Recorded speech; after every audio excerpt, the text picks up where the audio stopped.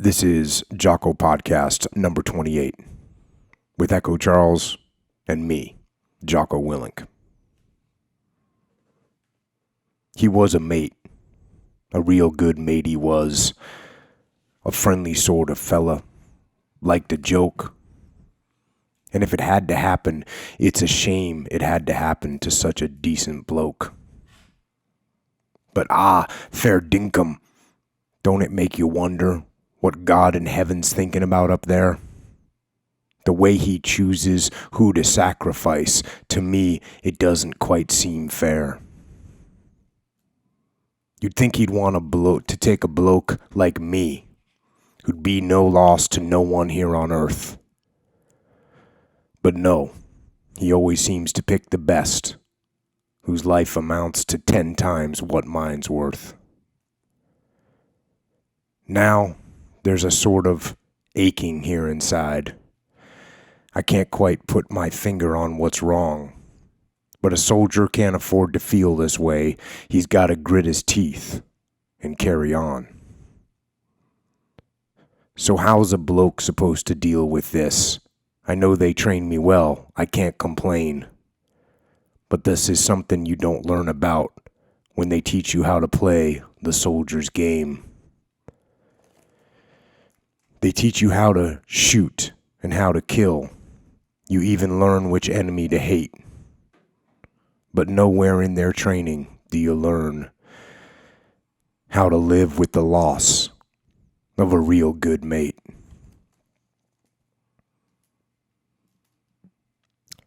Good evening, Echo. Good evening. That is an excerpt from a poem called He Was a Mate by a man named Lachlan Irvine, who's an Australian guy, served in Vietnam as part of the 3RAR, the 3rd Battalion Royal Australian Regiment. And, you look at the Vietnam War, and there was definitely some major advances in terms of technology, because they had now things like helicopters and better radios, and they had the beginning of night vision, and they had jets and better communication. But even with all those technological changes, the basic principles of combat remain the same. They always do. Cover and move, keep things simple, prioritize and execute, decentralized command. But in addition to those technological changes, there was differences now with the people. Obviously, in Vietnam, there was a massive anti-war movement in America and around the world. And in America, a lot of the troops were draftees. Now, this is something I have to explain all the time, and I've explained it on here before, and that is that SEALs and soldiers and Marines are not robots. They're people. And even though SEALs, for instance, have always been a volunteer force, and today all the military in the U.S. is all volunteers, they're still free-thinking individuals. They're people. They're humans, and you have to lead them. But what's interesting is when you look at the leadership principles used to effectively lead troops today, it's the same leadership principles to effectively lead the draftees in Vietnam. Draftees or volunteers, conventional forces or special operators or civilian teams and companies, an organization, the fundamental leadership principles used to actually lead, they do not change at their core. And there's a great example of this. And again, we're going back to a guy by the name of Colonel David Hackworth, who wrote about FACE. We've talked about him before in this podcast. That book it's actually my favorite book of any category. But definitely within the realm of combat and combat leadership, About FACE by David Hackworth, Colonel David Hackworth, is at the top of my list. But he actually went into even more detail about one particular episode of his career. And that was when he took over a battalion in Vietnam that was in pretty rough shape. And he wrote about that particular experience in more detail in a book called Steal My Soldiers' Hearts. And it is about the subtitle is The Hopeless to Hardcore Transformation of U.S. Army 4th Battalion, 39th Infantry in Vietnam.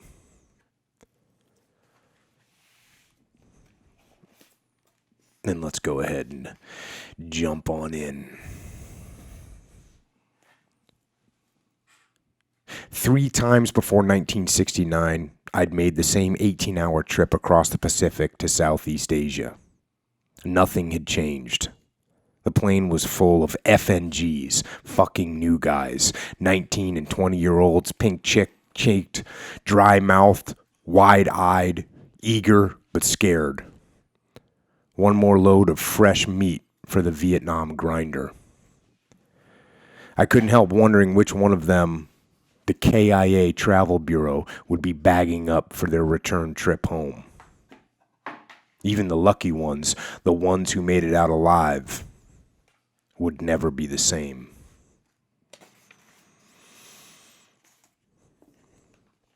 And he talks about arriving, so he gets to Vietnam, and he talks about arriving in the headquarters, a guy named General Ewell's headquarters.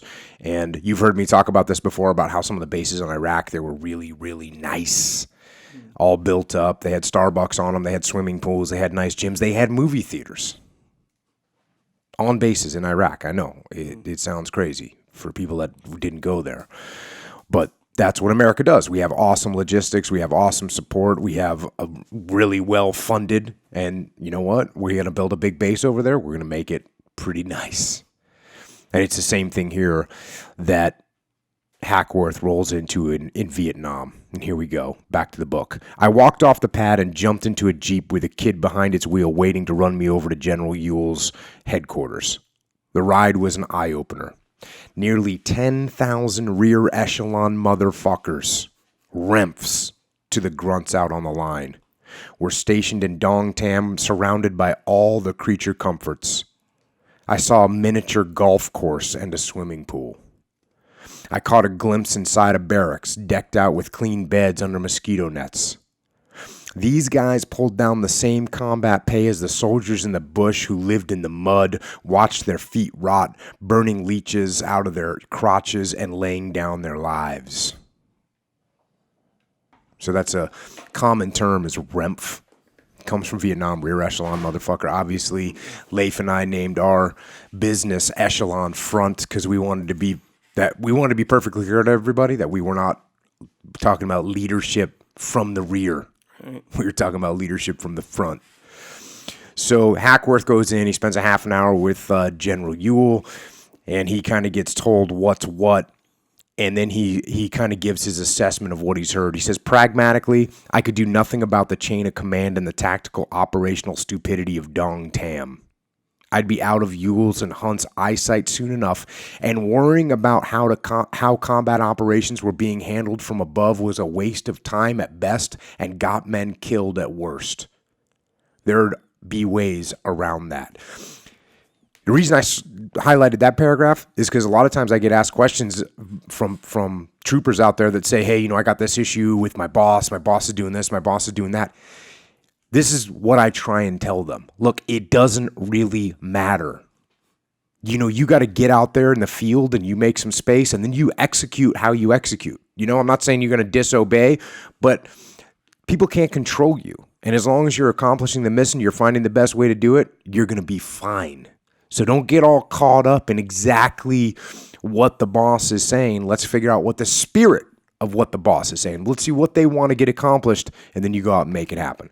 Because no boss should be telling you something that's completely out of sync with what your goals are. I mean, damn sure in the military, you shouldn't be getting told something like, hey, get your guys killed or give up sensitive information or lose the war. No one's going to tell you to do that. They're going to tell you to keep your guys alive. They're going to tell you to make progress on the battlefield. So when you get that sort of when you pull that commander's intent out of people and you know what it is that they want you to accomplish, go forward and accomplish it. Don't get all caught up in the little details that you might not agree with. They're not going to make that big of a difference out there. Now, as I said, this book is actually about the transformation of the 4th Battalion, 39th Infantry. So he's flying out, and he talked about this in About Face, and we actually covered it on the podcast. This is a little bit more detail, so I find it to be more cover some details that's needed. But he's flying out to this battalion, which really was having a hard time, and the guy brought him in. The general brought him in because they knew that Hackworth was a hard ass and that he was a good performer, that if anyone could get this battalion turned around, it would be him. So they brought him out there. So now he flies out, and this is his first impression of the base where he's heading. When I landed, I couldn't believe my eyes or nose. The whole base smelled of raw shit and rotting morale. Toilet paper blew across the chopper pad. Machine gun ammo was buried in the mud, and troops wandered around like zombies, their weapons gone red with rust. These were the sloppiest American soldiers I'd ever seen, bar none. Unkempt, unwashed, unshaven, their uniforms ragged and dirty, hippie beads dangling alongside their dog tags, their helmets covered with graffiti. Not exactly what you're looking for in a good, squared-away military organization. Now, one of the guys that he brings in one of his guys to be the senior enlisted there, to be his command sergeant major, and it's a guy named Robert Press. And here's what he says about Robert Press. We'd also served together in the States as well as in Vietnam, and our partnership went all the way back to the same unit during Korea. Lean and mean, Press would be my new battalion sergeant major, the non-com's chief ass kicker, and new role model. You get a good impression of what that guy's like. This is a gunny highway scenario. And here's what Press had to say about the troops. This is from Press. I looked around and seen no one wearing helmets, no one carrying their weapons. Everybody in the CP, that's a command post, group was sleeping above ground. Sleeping above ground means if they get bombed, they're going to get killed. I didn't see a foxhole anywhere. Sir, this outfit stinks worse than we thought. So that's their first impression going into this obviously bad situation. Again, these are draftees, and it's even, I got to keep reminding myself that too, because the whole time I was in the military, it was all volunteer military, and sure, you get some slackers and some knuckleheads, but at least people had volunteered at some point to be there. These people are being pulled against their, I mean, I think you're a better example of this than me, Echo. Imagine when you were 18 years old. I mean, when I was 18 years old, I was already signed up. I was in. Imagine when you were 18 years old and them coming to you. Where were you when you were 18? In the University of Hawaii? Yes. Playing football? Yes. Now, what if they came to you and said, hey, Echo, you got to go to the military. You have to go in the military. You're going to Vietnam. How would you feel about that? Yeah. No. Yeah. It'd be rough. Yeah.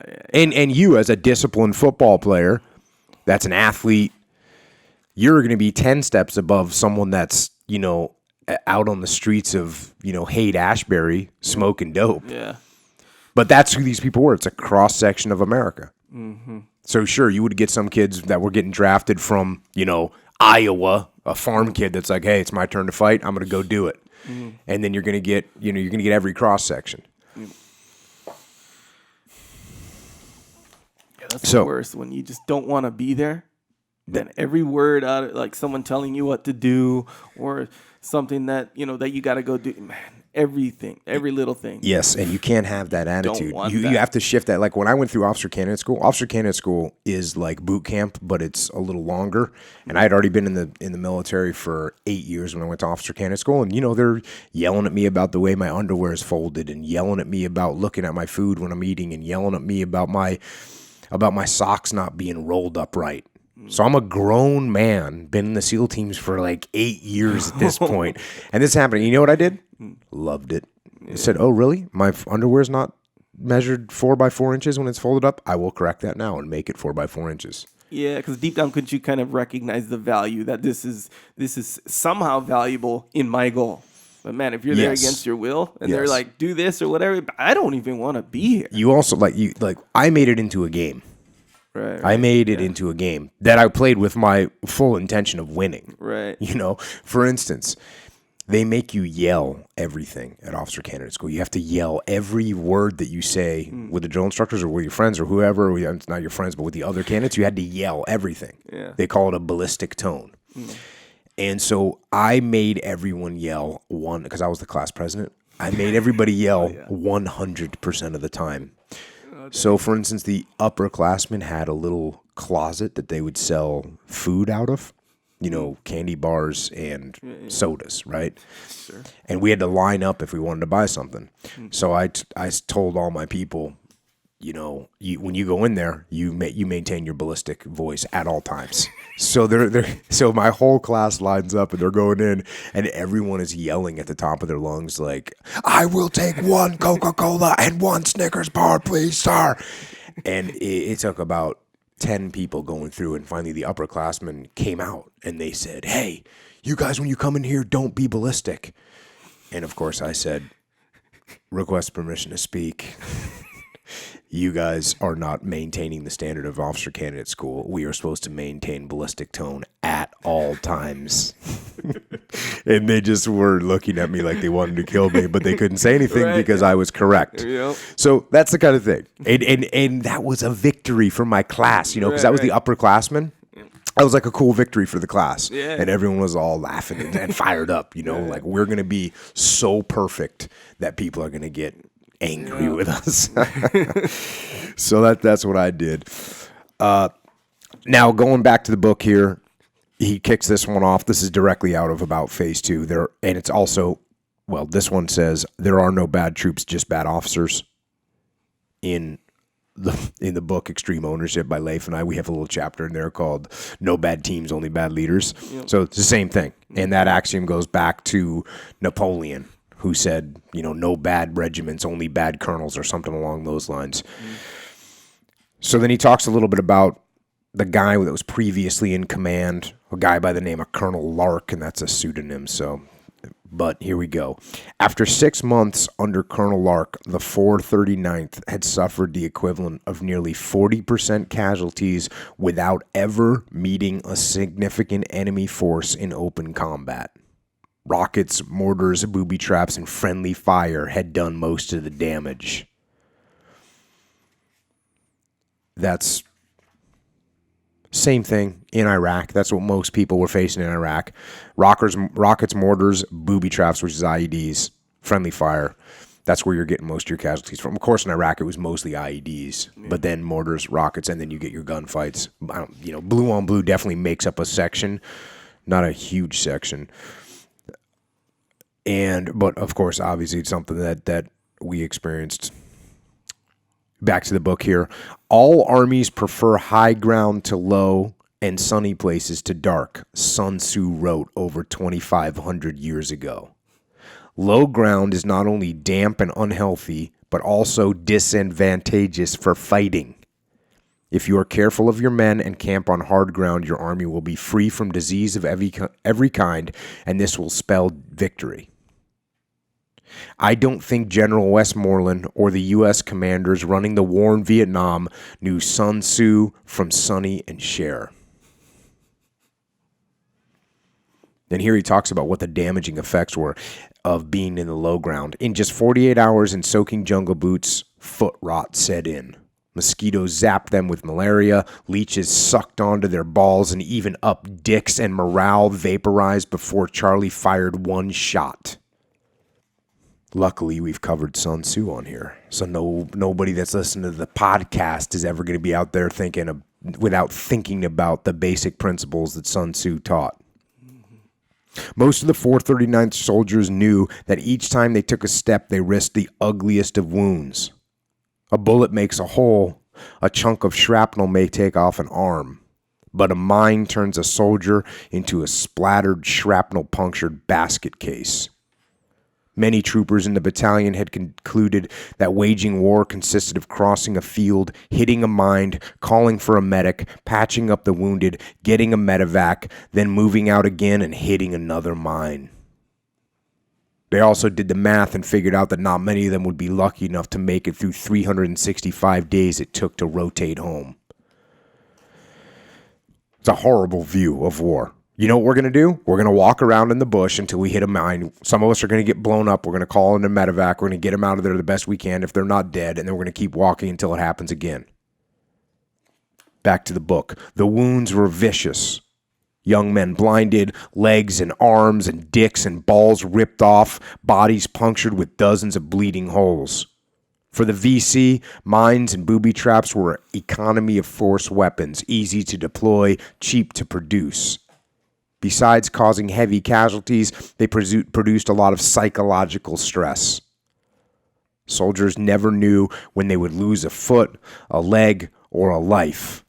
And the frustrating part was there were few ways to fight back. Because who are you going to fight against? The bomb goes off. There's no one there. It's a victim-activated IED, which means you stepped on a pressure plate or you pulled a trip wire. Something that you did made it blow up. There's no one to fight against. No one to shoot back at. Yep. The tally of needless death in the 439th was well established before Colonel Lark took command.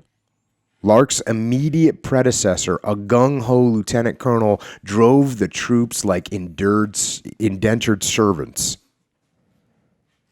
One steamy day, a company working its way across a rice paddy was plodding through several feet of water and muck, while overhead in the command and control chopper, the colonel kept screaming, "Faster, go faster."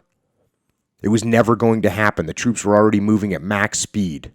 In a lather, the colonel landed. Jumping out of his bird, he sprinted to a paddy dike and then leapt on top of it to make his point. A supreme Mekong Delta no-no.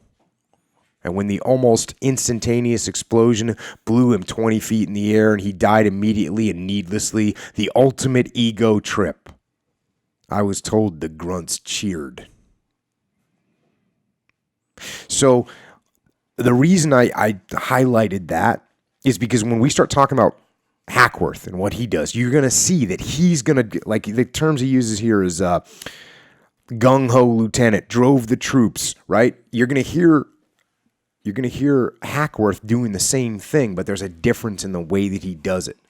He understands what he's doing. He's not just doing it out of ego and out of pressing the guys for no particular reason. And then the other side of the spectrum, you get this guy Lark. When Lark took command, he knew that he had to turn things around, and he worked hard to do so. But with zero combat experience and not enough time with the troops, his good intentions meant less than nothing. Even the basics were ignored.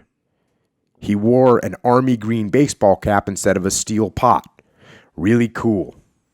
Except that the troops who followed his model and neglected their helmets wound up in Doc Holly's surgery with their brains running down their necks. He was into good guy fraternizing to build morale. A well-intentioned notion, but it made for bad news in the field. So you see the two extremes. You get the super hardcore guy that's just a maniac pushing everyone hard. You must do what I say. And then the next guy comes in, he's on the other end of the spectrum. Hey, I'm everybody's buddy. Let's, don't worry about wearing a helmet. Hey, I know that thing's uncomfortable. Yeah. Lark sent his A company on a 3-day sweep of a wood line completely empty of VC. But a Ho Chi Minh wet dream of booby traps and mines. That was the day Sergeant Tom Aiken lost 17 of the 29 in his platoon without hearing a single shot. All we were doing was tripping booby traps, he recalls, his voice trembling slightly. There wasn't any enemy in there, no gooks at all. We knew it, but Colonel Lark kept saying, "Sweep the wood line, sweep the wood line." More than 30 years later, Aiken made a list of the men in his platoon killed under Lark's command. When he finished writing it, his wife asked him, "How could you remember all those names after all these years?" His answer was simple. "How could I forget them?"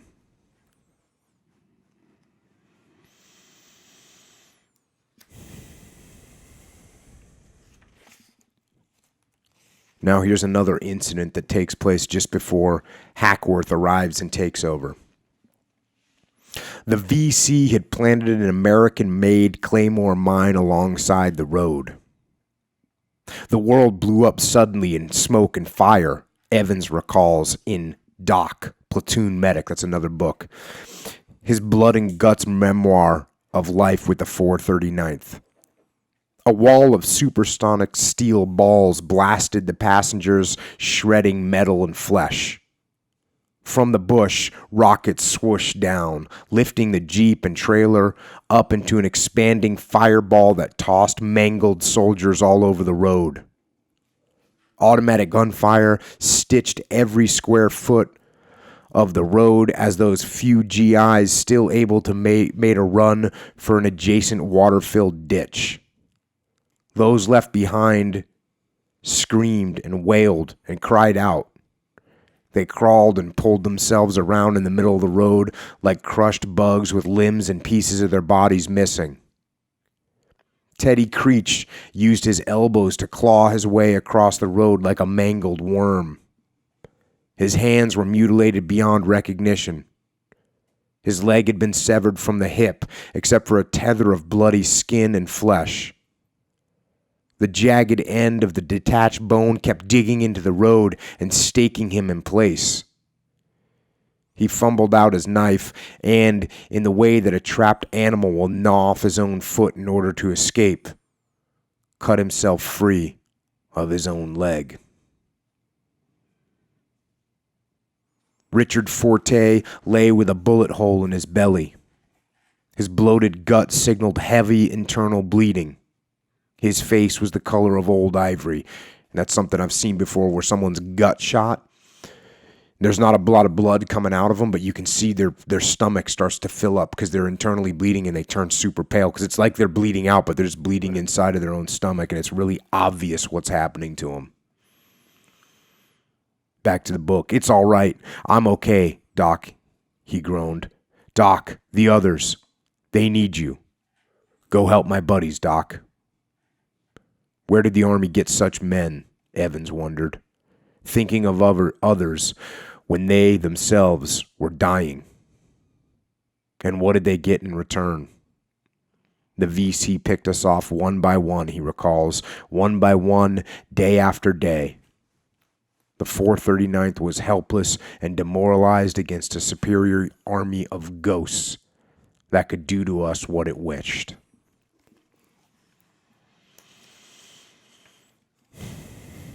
So that's the situation that the 439th was in.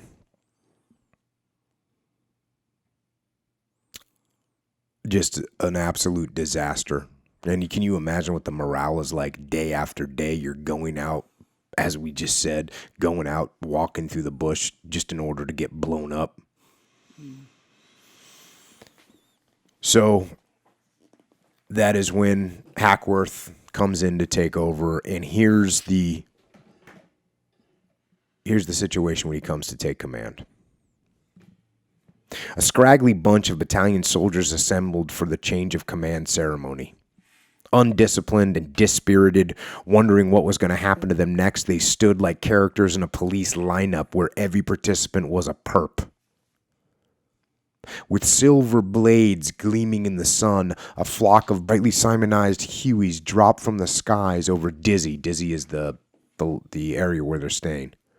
One by one, starched army brass with an entourage of photographers strutted across the LZ, General Ewell leading the way, their fatigues pressed, their sleeves precisely rolled up above their elbows into 4-inch folds, their shoes polished to parade ground perfection. To the grunts, they must have looked like aliens from outer space. I stood soldier straight and watched Those from on high pay absolutely no attention to the assembled troops. The men from their battalion, their division. For them, the boys on the line were beside the point. More pawns to be ignored. It disgusted me.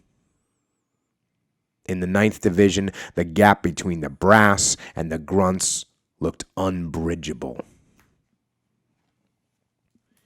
So if you remember, Hackworth was a grunt. He came as an enlisted guy. He was a junior Army person, and he came up through the ranks.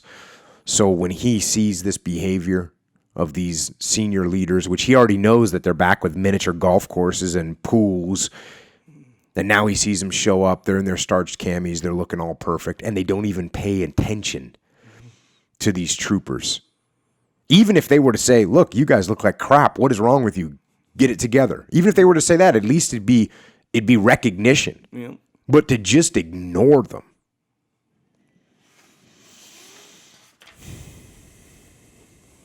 So he takes over and he says, time for shock therapy.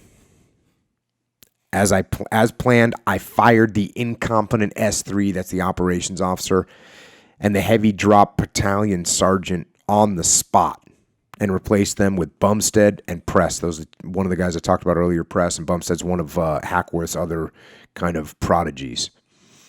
1,000 other changes needed to be made, but I didn't want to bury the company commanders or our staff on the first day together.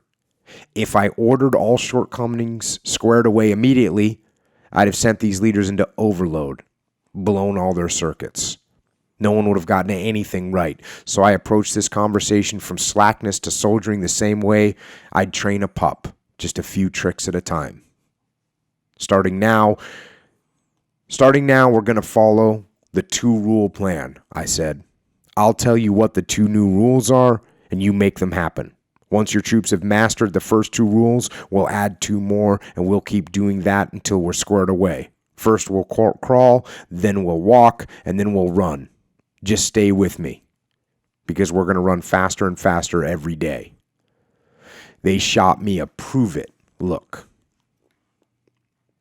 So you can see Hack, going into a little prioritize and execute, right? He knows that people can't, he's not going to change everything immediately. He's got to do it in some steps. And that's the same thing you do with any situation that you face where you got multiple problems that you're looking at.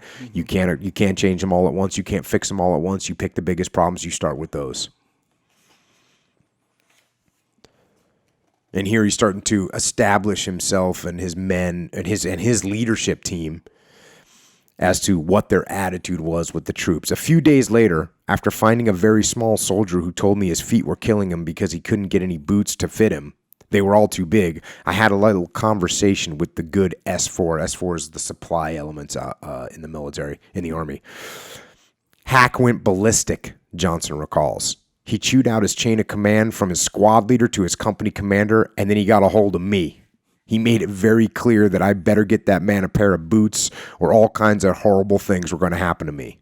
The Army did not make a men's boot small enough to fit this little guy. We scavenged the country and found a pair of women's boots that fit the bill.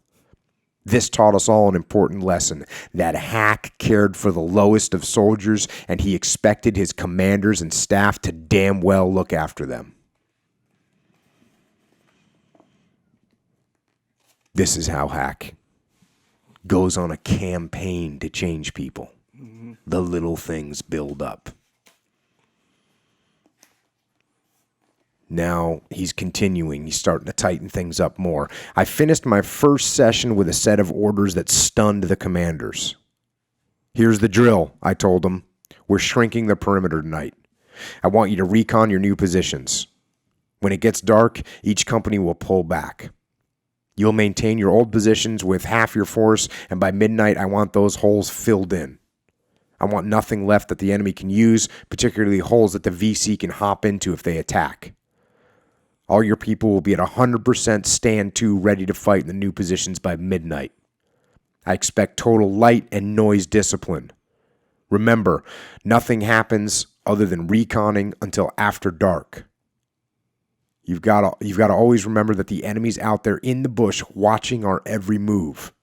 And he's always looking for a weak spot to knock your cock stiff and close down the show. You call me at midnight from the new positions. Midnight. Understood? The commanders went out to brief their troops. My orders went down like an iron kite. Preparing a fighting position is hard, sweaty work.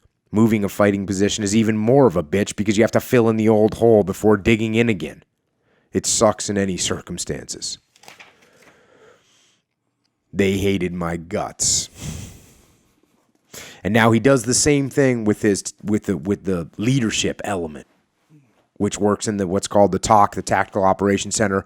He says, and all the TOC personnel, regardless of rank, were ordered to dig in individual foxholes around it. They'd live there when not on duty.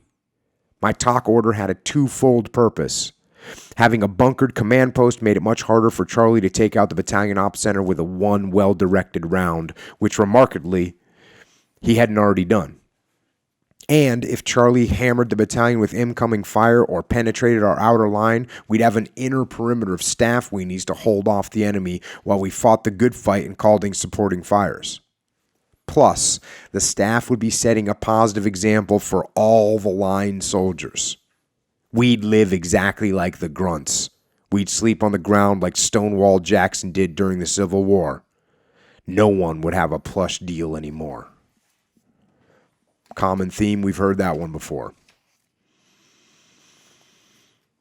Then that night, so after they pull their perimeter back, and they've basically changed their positions to what the enemy saw during the day. During the day, the enemy saw where they were. Once it got dark, they moved to new positions. They dug in. They filled in their old holes. Night comes, and guess what? They get attacked. Mortar rounds, recoilless rifle fire, machine gun fire, and RPG rounds screamed in, Chum Roberts recalls. Then all hell broke loose. Strobe lights, they had just become an SOP at Hack's commanders meeting that afternoon, flipped on around the perimeter. The VC were hitting us hard, but we were ready now. Wow, I thought. Stay close to this guy, and you'll be all right. Then another guy that Hack overheard as they're getting this attack, and they survive it, and they do well. No one gets injured. He hears a guy say, he's a mean son of a bitch, but he knows what he's doing. Again, this is part of the campaign. Dawn, back to the book. Dawn was breaking and press walked the perimeter. Sir, some of the troops are saying that you have your shit together, he reported. They're talking about how you pulled them back. Maybe I'd made a few converts that night, but I knew I was a long way from convincing the grunts that they could hit Charlie harder than he was hitting them. Over the next 4 weeks, I talked to every swinging dick in the battalion.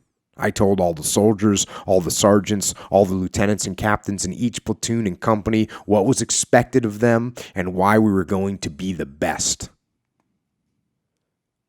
So just to reiterate what he just did, he's going around and personally talking to all the leadership and all the soldiers, everyone, personally talking to them all and telling them what was expected of them and why they were going to be the best. This stuff just doesn't happen. You have to make it happen when you're in a leadership position. Back to the book. When I spoke to the troops, I promised I'd take care of their butts and be right out there with them when things got hot. I wanted to get it into their heads that by stealing a page from the enemy's book, we could take the war to Charlie rather than waiting for him to strike. Now he talks a little bit about the VC. He says the VC were very detailed planners, but strict adherence to their plan was also their Achilles heel. They almost always stuck to the scenario even when things turned to shit. So that's great. You're a good planner. That's great. You came up with a really solid plan.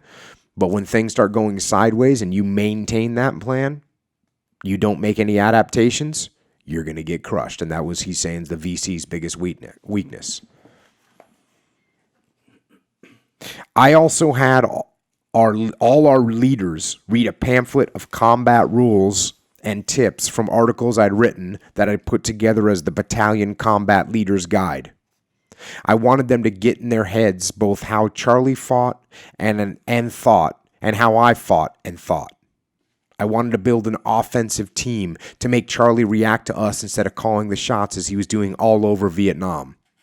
I stressed how we'd find him by being hardcore and agile, using stealth and cunning, and how he could turn his very own tactics against him.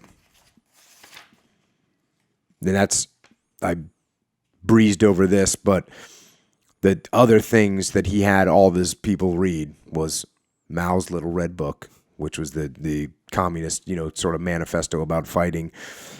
And then Vietnam Primer, which is another book that Hackworth put together. So he'd have everybody, he was educating the troops. He was educating the leadership, not just on how he was going to do things, but on how the enemy thought. And this is a rehash from About Face, but let's just go ahead and rehash it. I brought back saluting, a sign of military discipline that had been swallowed up by the rice paddy mud. Then I added a twist. When a soldier saluted, I required him to sound off with a loud, hardcore recondo, sir. To which the officer would reply, no fucking slack. The salute, discipline aside, also built unit pride. The name Recondo, a combination of reconnaissance and infantry doughboy, came from the rugged, hands-on training the 101st Airborne Division practiced at Fort Campbell. Training modeled after the British Commando and American Ranger courses. Hank Emerson had named the 1st Brigade the Recondo Brigade to make the unit feel elite, like an airborne outfit. Hitchhiking on this idea, I named the 439th the Hardcore Recondos. Bob Press hired a machine shop in Saigon to make small black metal Recondo arrowhead pins, which the men quickly began wearing. We painted the Recondo insignia on the sides of our helmets and on all of our vehicles just below the windshield, along with a large white hardcore. We painted the same insignia on company and battalion signs at the fire bases and back at our rear area in Dong Tam. We also had sharp-looking hardcore Recondo stationery printed up and gave it to the troops, and all outgoing mail was stamped with the Recondo logo. All of this said, we're different. We're not just plain old infantry, we're the best. Hardcore Recondos. We drove the point home that in infantry combat, the team, the squad, platoon, and company was the primary instrument and inspiration. We stressed pride in itself, pride in unit, and never let a buddy down. Rifle company designations were changed from the conventional Alpha, Bravo, Charlie, and Delta to Alert, Battle, Claymore, and Dagger, which went down as Mickey Mouse until the troops got into it and began to think it was very cool. Now that's something that I completely ripped off, emulated, stole from Hackworth when I was a task unit commander, and the designations for the task units are Alpha, Bravo, Charlie, Delta. Sometimes Delta. Usually, when I was in, it was Alpha, Bravo, Charlie, and so obviously I said we're not going to be Bravo. We were assigned the name Bravo, but we immediately changed that to Bruiser. And then we lived that way. Back to the book. Hardcore soldiers wouldn't look like bums anymore either. They'd shave every day, wear their gear properly, and always be in camouflage when on ops. And the leaders made it happen by setting the example and being hard but fair.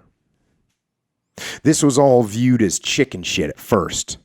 And I was considered, to quote Doc Holly, the original G.I. Joe lifer sent from hell to burn their hides with fire and brimstone.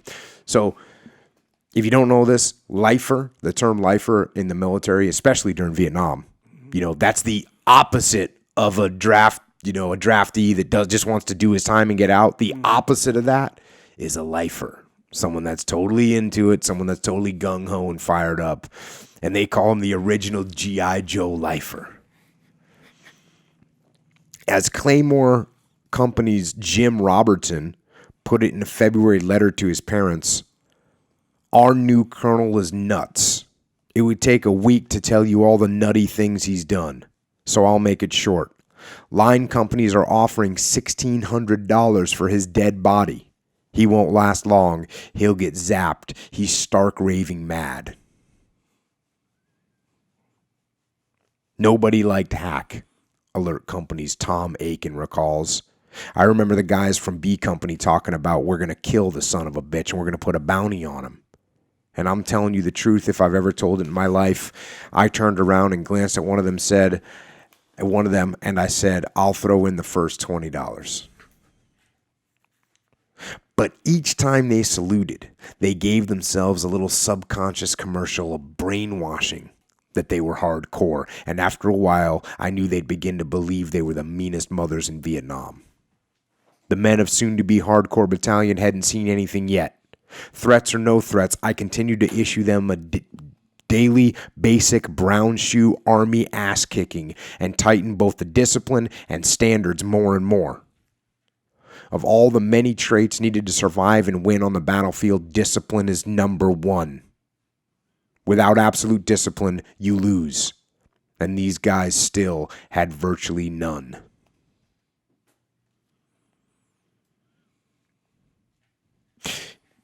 And again, I got to point out that remember the original guy that was super hardcore and trying to impose this discipline? It's very similar to what Hack's doing. Very similar. The difference being, number one, he cares about the guys. And they just haven't seen that yet. They don't understand that the discipline that he's teaching them is going to keep them alive. And when they recognize that mentally, he knows he's just got to push that through that point. He's not making them do things just to make them do them. He's not using discipline just to be authoritarian and prove that he can make them do it. That's not his goal. That's not what he's doing. He truly is. The reason he's trying to impose discipline on them is to keep them alive because he cares about those guys. And it's going to take a little bit of time for them to recognize it. But once they recognize it, they're going to be on board.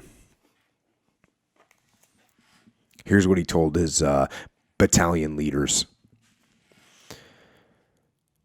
The leadership inside the battalion. If you take care of your soldiers, they'll take care of you. According to Battle Company's Lieutenant Carl Olson, an OCS draftee who is sharp as a Hinson custom knife, the rules were simple. Check weapons, check feet, show that you care, and let the troops know if we get into deep shit, help will be on the way. I used every second, every day to train and instill discipline, beginning with something as basic as making sure every man wore his steel pot and carried his weapons at all times. We trained in the fire base. We trained on the ambush patrol. We trained sweeping a large patch of jungle. We trained searching for Charlie. I stressed to all the unit leaders that all of the drills must be executed over and over again until they become automatic. I wanted these soldiers to roll into a firing position or take counter-ambush action even in their sleep. Close combat allows little time to think. Do it right in training, and you'll do it right when the incoming slugs flash by. Training and discipline, discipline and training. The men groaned and moaned, but sacrificing and suffering together gave them pride in taking all that crazy bastard could throw at us, as Lieutenant Tollard described it. So now you're starting to get them unified a little bit, just in fighting against the man, against Hackworth. That's very similar to what happens in boot camp or in officer candidate school. The drill instructor or the drill sergeant sort of becomes the enemy that you're fighting against. You want to beat him. You don't want him to find dirt. You want your room to be squared away. You want the platoon to be squared away. And so you start to unify as a team. But the only reason you're unifying as a team is because there's someone to unify against. Right. And is then that on purpose? Kind of, yeah. And then eventually you realize that he's doing, it's the same thing that is being talked about here. Eventually you realize that he's doing this to make you a better person and make your unit stronger. Yeah. Hot chow, routine under Lark, was now a blurred memory from softer days. My idea of looking after the troops was not to spoon feed them, but to make them as hard as forged steel, deadly in their kill or be killed trade. Eating sea rations, everyone knew hot food could easily be flown in, made the point better than 10 lectures. The ways of the past were over. That's something I didn't talk about. Lark would have hot food delivered on a daily basis. And there's risk, and there'd be convoys that would get blown up, and Hackworth's, no, we're going to eat field food. The ways of the past were over. Stay alert and stay alive. You can't make a unit proud by praising it, and you can't make a soldier proud by telling him how tough or good he is. That's superficial stuff. No pain, no gain. They had to earn it. The standard was perfection. And not just for the grunts, all the battalion support personnel, cooks, clerks, supply, drivers were to be soldiers first. Important stuff. Your unit doesn't become good just by you telling them that they're good. Mm-hmm. In fact, I always think that sets them back. You're good to go. Oh, you're doing great. Because they get that little bit of satisfaction there. They get the satisfaction, and their ego starts to think, I'm doing great. Right. I'm doing great. Yeah. I don't need to train as hard. Right. Even just for one day, I'm doing great. Yeah, I'm ahead of the game. Maybe or I'll just whatever. take a little day off over there. Yeah. Not a good plan. Regardless of my heavy schedule, I made sure to talk to every replacement to welcome them to the hardcore before they went out to their units. At night, I'd come back from operations late, and Sergeant Major Press would have the replacements assembled and waiting. I stretched to each new man how important he was, how important it was to follow the basic fundamentals of the infantryman's trade. With the zeal of evangelists, all hardcore leaders drilled into new guys that when they joined the hardcore, they were joining a special brotherhood. I made the code for these leaders simple and clear. Fight smart. Never be in a hurry. Lead from up front. Set the examples. Take care of the troops before you take care of yourself. Keep the good commo going. Follow the Vietnam primer and the battalion combat leader's guide. That's it. Simple, clear instructions for his leadership. Many combat vets come to think they know it all and start taking shortcuts. They blow off the basics and neglect the little things that keep them alive because they get cocky or think it's better for their men's morale. They build a fire at dusk, smoke at night, walk on trails, don't carry their weapons, goof off on security, don't safe their grenades or weapons, wear mosquito repellent on ambush or patrol, don't send out flank security on operations. Shortcuts get you killed. The troops continued to bitch, but that changed when they saw the tough love was for real. One day Mergner saw a soldier wearing jungle boots with the toes worn out and immediately gave him a pair of his own, which happened to be the right size. The story spread like wildfire. Finally, someone cared. Not long afterward, Mergner went down in the CNC chopper to pick up a soldier wounded by a mine.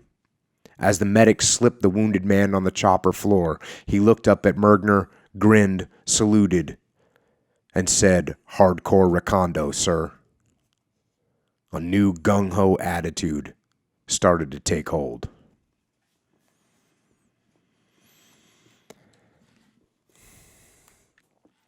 And that's the opening of the book.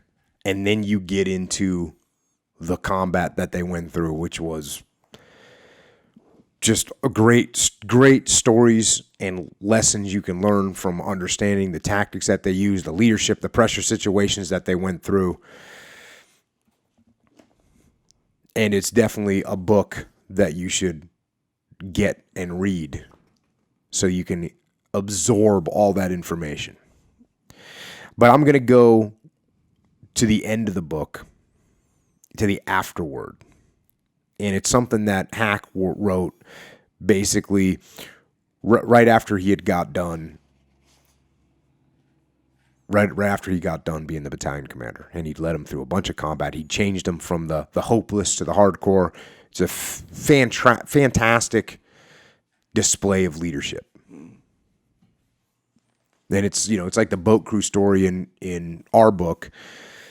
When they changed the boat crews from the boat crew 6 team is in the last place on all the races and boat crew 2 is winning all the races, and they just switched the leaders, and all of a sudden boat crew 6 starts winning the races. It's the same thing here. You have a battalion that's horrible, that's one of the worst, it's got the worst record in Vietnam, and sure enough, you put in a new leader and they become the best battalion in Vietnam. Leadership is the most important thing on the battlefield. So from that experience, he goes into this. I could never figure out Army logic. The command of an infantry or tank platoon is the most demanding and dangerous job in the armed forces, yet the Army's senior brass consistently fail to recognize this reality and provide lieutenants with practical, hands-on training they need. As a result, platoons too frequently wind up under the command of the least qualified, most inexperienced leaders in the military. The average infantry lieutenant who joined hardcore in 1969 was simply not prepared to lead a rifle platoon. Because the Army's approach to training had failed to ready him for the reality of combat in Vietnam, he was extremely weak in troop leading, practical knowledge, and small unit combat operations, and was almost without actual field experience. The old saying, good judgment comes from experience, and experience is gained from bad judgment, was certainly applicable in the hardcore. And this is something that if you're a leader in a leadership position, you have to let your subordinates lead, and you have to let them exercise their judgment, and you've got to let them see the consequences of bad judgment. Mm-hmm. If you don't, they're never going to learn. Back to the book. Besides technical and tactical incompetence, the next biggest shortcomings of new infantry leader replacements were a failure to be demanding and a reluctance to ensure that their men carried out the basics that would keep them alive on the battlefield. Lack of discipline. One of the reasons for these deficiencies was that many of the social values were diametrically opposed to what's expected of a combat leader. To take a single case in point, I had to constantly deal with a civilian instilled value that drastically conflicts with the combat leadership principle, popularity. By the time these young men entered the Army, they'd been brainwashed for at least 20 years about the importance of being a nice guy. After 4 years of college, ROTC, or military academy training, or about a year of basic infantry and OCS, they were supposed to be well-prepared leaders who always placed the welfare of their troops just below the accomplishment of the mission. Wrong. The average new lieutenant who joined the hardcore had an almost Pavlovian instinct for being popular. So the definition of welfare was up for grabs. Because he had to be a good guy, he'd become a joiner instead of an enforcer, instead of a leader, become part of the pack. Mm-hmm. Need to step up and be a leader. In Vietnam, good guys let their people smoke at night and take portable radios to the field. Good guys allowed night ambushes to be set up in abandoned hooches so they wouldn't get wet, and left only one guard by the door so everyone else could get a good night's rest. They let their men leave their boots on for several days and didn't inspect their feet, resulting in immersion foot. They didn't make sure their men kept their weapons and magazines perfectly clean, or protected themselves against mosquitoes, or took the required malaria pills. Good guy lieutenants ended up killing their men with kindness. And you got to ask yourself, this is, we're talking about combat here, but if you're in a leadership position in a business, and you're not helping your troops by enforcing, by teaching, by holding the line, by disciplining them. If you're in charge of a group of people and you're not doing that, they're not going to perform the way they're supposed to perform. They're not going to, then that means your business isn't going to perform the way your business is supposed to perform. That means your business is going to go down. So you're actually going to take the job away from the person because you're not going to be able to afford to pay them anymore. So because you didn't hold the line, because you wanted to be nice, because you wanted to be a good guy, you're actually doing the worst thing for them. You're killing them with kindness. Right. Is that kind of like how you said something about your kids? Like if I'm helping them, I'm helping them, I'm hurting them. Right. That's very similar. Yeah. Because if you're letting let's say you got salespeople and you say, oh, you know what? Don't worry about making some phone calls today. Right. You know what? I don't want to push you too hard. Yeah. Would you rather just go for lunch with me? Would that be nice? Would that make me a good guy? Yeah, what should you be doing if you're a good leader? You should be saying, look, get on the phone. You got bills to pay. You got a mortgage to pay. You got kids you want to send to college. Get on the phone and start dialing. Make it happen. Let's go. Let's do this. Mm-hmm. Are you a better leader if you do that, or if you go, let's just go ahead and go to lunch? Yeah. I understand you're not in the mood. I know how that feels. Yeah. Let's go eat lunch and have a laugh. That's a great twist on that term of killing people with kindness. Because I actually use that, when someone's being a jerk, what should you do? I always say, kill them with kindness. And I literally mean it. Right. But this is a different way of doing it. Yeah. Well, yeah, it's obviously a whole different thing. It's just the same phrase. Yeah. Back to the book, while the run-of-the-mill lieutenants had a vague idea of what was required, he didn't have the experience or good sense to enforce the rules. When push came to shove, he preferred to turn his head the other way rather than come down hard on slackers. He overlooked deficiencies such as dirty weapons and ammunition, improperly safe weapons and grenade, incorrect camouflage technique, and the improper use of terrain, not using natural cover to provide protection from small arms fire. And without an ass-kicking company skipper or demanding NCO, the soldiers' habits became sloppier and sloppier. Carelessness ruled. And of course, the result was casualties that could have been prevented had the lieutenant demanded the small things be done well. My own experience has been that soldiers in combat will do only what's required of them. Under weak, nice guy leadership, they'll try to get away with everything they can, violate every basic rule in the book. At the same time, because they know they're wrong and that this behavior is placing their lives in jeopardy, they'll respond to the demands of a positive ass-kicking leader. The result will be fewer casualties and a developing respect for the leader who cares enough for his men to make them do it right. So that's important to think about. This is not, some people hear this kind of talk that I'm saying, and all of a sudden they want to turn into a super hyper aggressive person that's going berserk on everybody and trying to enforce every little order and every little discipline so hard that it breaks the guys down. And again, that's why I focused on that in the beginning. That first guy was super hardcore. You could imagine that he probably had people saluting him in the field too.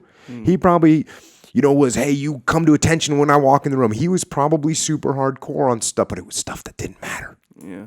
It wasn't the important stuff. Mm-hmm. And so there's a fine line, and he makes a great point here of pointing out that your troops, they know what's right.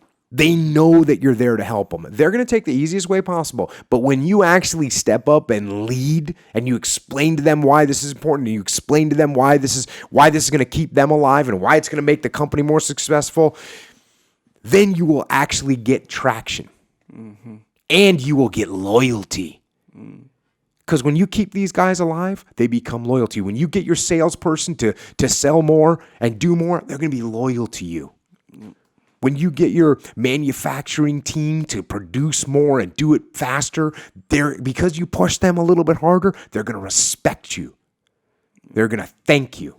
Yep. They're going to follow you. Yep. Yeah, that's real clear there. When you show them some results, they'll back to that. Remember that movie, The Boiler Room, I brought up before? Yeah. So he mentioned something along those lines where he's like, show them a small return, and they'll, I don't know, I forget what he said. Like give you their firstborn or something like that. Same thing. You show them just a little bit of results, like Karate Kid. Remember Karate Kid when he's making them? So Yeah, wax on, wax off. yeah. He's making them do that. He's making them sand the floor, paint the fence, all this stuff. He's mad, but he starts off with a little bit of trust in him, because he saw him, he's a karate guy. And then when he saw the results, he was like, "Oh man, Mr. Mr. Miyagi. Mr. Miyagi was real. He was real loyal to him. Exactly. Same thing. Back to the book, another serious shortcoming was the failure to teach leaders the importance of supervision and the techniques of supervising. The average small unit leader in 1969 seemed to take for granted that his will would be done and that he didn't have to follow up. You got to follow up. You got to inspect. Especially in the beginning till you get the tone right, till people understand what it's about, what you're about as a leader. The nature of combat in the Mekong Delta and how we operated in the hardcore greatly extended this problem because small units normally operate on a widely decentralized basis in bitching terrain. This restricted regular visits from the company and battalion leaders, prohibiting more experienced senior officers and NCOs from checking the platoons and passing along tips of the trade. Without an experienced, demanding leader, these carelessly led platoons were headed for a world of hurt. The infrequency of heavy combat compared to World War II or Korea in 1950 and 51, and the prevalent all is cool attitude, had a tendency to lull soldiers and leaders into a false sense of safety. The more alertness and security went slack, the greater the danger of an enemy attack became. We played right into the enemy's hands. As Sun Tzu put it so well, when the enemy is weak, attack. So in World War II in Korea, and 50 and 51 in Korea, they were fighting so often that everyone knew they had to be squared away. Mm-hmm. But here you might go some time, nothing happened yesterday, nothing happened the day before, nothing's happened for the last week. Maybe I don't need to clean my weapon tonight. Yeah. Maybe I don't need to dig into a new fighting position. Maybe I don't need to wear my body armor. You do. I had to inculcate the hardcore leaders with the burning need to keep their people alert and never let down their guard. I had to instill in them the need to supervise the troops 24 hours a day to make sure that the fighting positions were adequate. Soldiers knew the mission, the situation, and where the LPs were. Proper field sanitation was being practiced.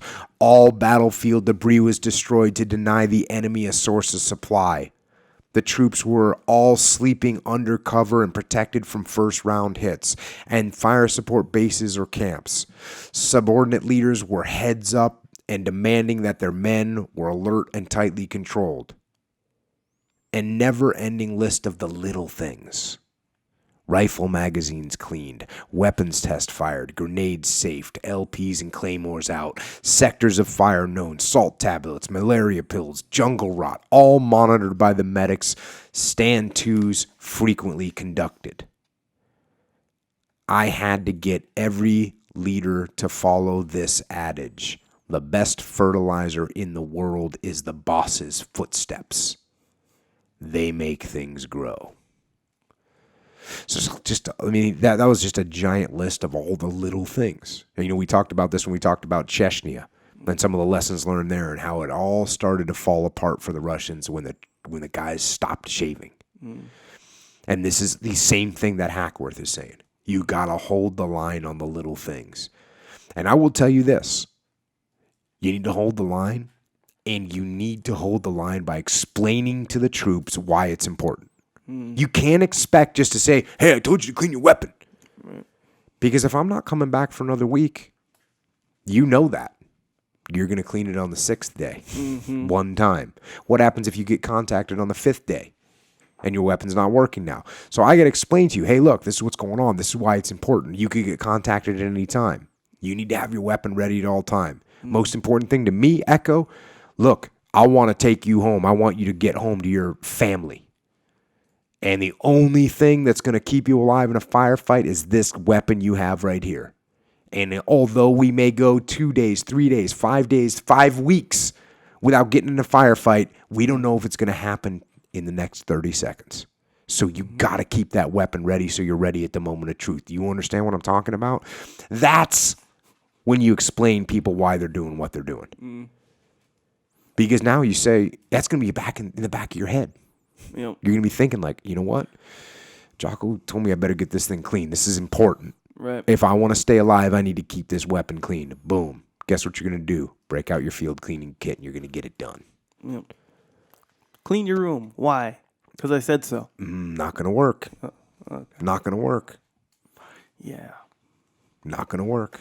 You know what? It'll work for 2 days. You know? Maybe. Maybe. I can do the bare minimum. Yeah, you might do the bare minimum slack. Yeah. Just do a little bit. But if you explain to people why, I mean, in your room, why you got to clean your room? Right. You know what? I have guests coming over. Our family, it needs to be represented well. If you're looking like a slob, and I have one of my clients come by and they see that my own kids can't be disciplined enough to clean their room, and you think they're going to hire me to come straighten out their company? No. Wrong answer. Brush your teeth. That's a big one. Get out the rug. Get out the vacuum and get that thing cleaned. Yep. You know, when you tell your kids, go brush your teeth when they're young, you know. Go brush your teeth. Oh, they don't want to brush your teeth. Like, why? 'Cause your teeth will fall out. Yeah, you got to show them the nasty dental pictures. People that don't brush their teeth and see how that turns out for them. Yep. And then you tell them, you know, that's what you're going to look like when they're 5 years old. Then they turn into like obsessive compulsive teeth brushers. So use caution. Use the medium level of nasty looking teeth rot. Yeah. Just the medium level. Don't find the crystal meth people that have their teeth falling out. Don't show them that. It's a little too extreme. They'll brush their teeth too much. Yeah. Just find the cavity situations. Or just tell them, you know, I don't know. Just tell them what? That their teeth are going to rot out if you don't brush them. The kids are visual most of the time. Do you want your teeth to rot out?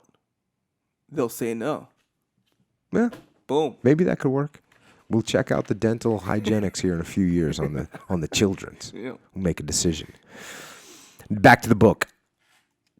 The principle was to learn so that we didn't keep making the same mistakes again and again. To do this, we copied the VC technique of ruthlessly examining every operation, an exercise that was a lot easier for the VC because they weren't as rigid about rank as we were. When rank rules, people say yes, sir, when they should say no fucking way. I wanted to instill a particular sort of insubordination. Don't get me wrong, when I told the men to do something, I wanted it done. But I also wanted an atmosphere where no one would be afraid to sound off and speak the truth. This is the dichotomy. This is the balance. You don't want, and even Hackworth, as strict as he was, and he wanted everyone to do all these, keep all these small things, he wanted them to have a rebelliousness in them. Mm-hmm. To say, you know what, Hack, I don't think we're doing this wrong. Or, you know what, Hack, I think that's the wrong way to do it. Or, you know what, Hack, I think you should have pushed us over there or left us back over here. Or, we're not going to do this. It's stupid. That's what he wants. Mm-hmm. And that's something that a lot of military people have a hard time with. Because they get offended by someone of junior rank stepping up to them and saying, hey, boss, this is wrong. And you can't have that attitude. You've got to welcome and encourage people to check you and test you and question you. That's what you want. Yeah. Yes, when they take it personal. Oh, That's pretty much it. And they take it personal. Yeah. Like he stepped to me. He didn't step to like the order or the little scenario that I painted. He stepped to me with it. Unacceptable. Ego. Yeah. Check your ego. Back to the book. After every operation, we'd sit down at the squad, platoon, and company level and work up a detailed critique that spared no harsh words. It was, Tom, you had your machine gun in the wrong firing position. Bill, you're right. You triggered the ambush early. Hank, your go-to-hell plan sucked. War is so simple, yet the military school system tries to make it so damn complicated. Probably they need to promulgate a mystique in order to protect their turf. But the bare bones bottom line to winning in battle is simply to sneak up on your opponent and belt the shit out of him from behind as hard and quickly as you can before he figures out you're in the neighborhood. And then beat it the hell out of there. We should train our small units not in the classroom, but in the bush, where warriors can be taught the gut fundamentals of infantry combat. Rommel said, "The best form of welfare for the troops is first-class training, for this saves unnecessary casualties. First-class training means hard work and sacrifice." General Bruce Clark's adage, "The more we sweat on the training field, the less we bleed on the battlefield," is one I've followed ever since I was a teenager, and I'm convinced it keeps the casualty lists short. Everybody knows those two. Mm-hmm. Does everybody follow them? Not always. Not always. You see it with the military, with police, with fire, with salespeople. Are you putting your troops through realistic training? That's hard, and making them sweat and making them think. Are you doing that? You need to. Cadets and new leaders who show ineptitude and little leadership ability, such as that walking atrocity Lieutenant William Calley of the Miley Massacre infamy, should be immediately eliminated. And I left this in here because this is an important part. William Calley, he's the guy that did the horrible massacre at My Lai in Vietnam. Murdered a bunch of civilians.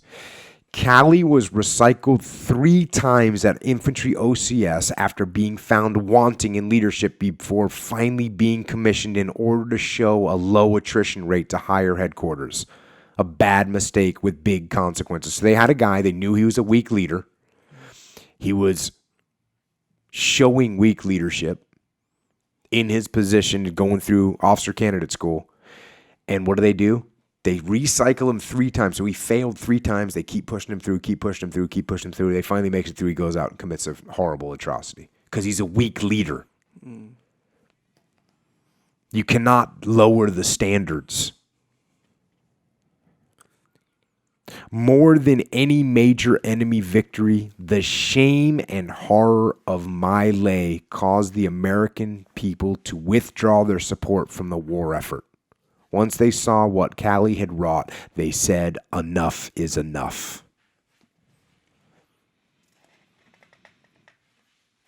In small unit leaders, confidence like fear is contagious. Troopers can feel it, see it, and smell it. And it will rub off on shoulders from a platoon to a division as quickly as a good rumor rumbles out of the latrine. Confidence produces courage. Most leaders or soldiers aren't born with a double basic load of guts. The average leaders are as scared as the next guy in their first or 100th firefight. But if they are confident that they're tactically proficient, that their unit's squared away, team motivated by a strong sense of duty to accomplish the mission, the courage that's needed to do what many will view as impossible will be there. Mouths may go dry, guts may churn, and hands shake, but when the slugs start snapping, the prepared leader will be as cool on the outside as Clint Eastwood, and no one will know he's really scared out of his brain. So if you're going into combat and you've never been there, you're in a leadership position or not, you're nervous. It's okay. No big deal. Be nervous. Do your job. Besides being one hell of a job, leading men into battle is the ultimate responsibility. On the battlefield, decisions such as go left or go right or go straight ahead are made in a split second, and right or wrong, good or bad, people get killed. Leaders carry the scars of those decisions for the rest of their lives. Later, battle scenes play back deep into the night like an old movie. Why didn't I wait? Why didn't I bring in more fire? Why didn't I go myself? Why didn't I go to the left? Questions that will haunt the blooded combat leader until he's 6 feet under. Good preparation, training, knowing your job, and attention to detail will keep the nightmares and any casualties to a minimum. To be a combat leader in the profession of arms is one of the most noble, most deadly jobs going. It's rough and tough, and its rewards are few. But if at the end of the day the troops say, he's a good man, as opposed to, he was a nice guy, that's pretty much as good as it gets.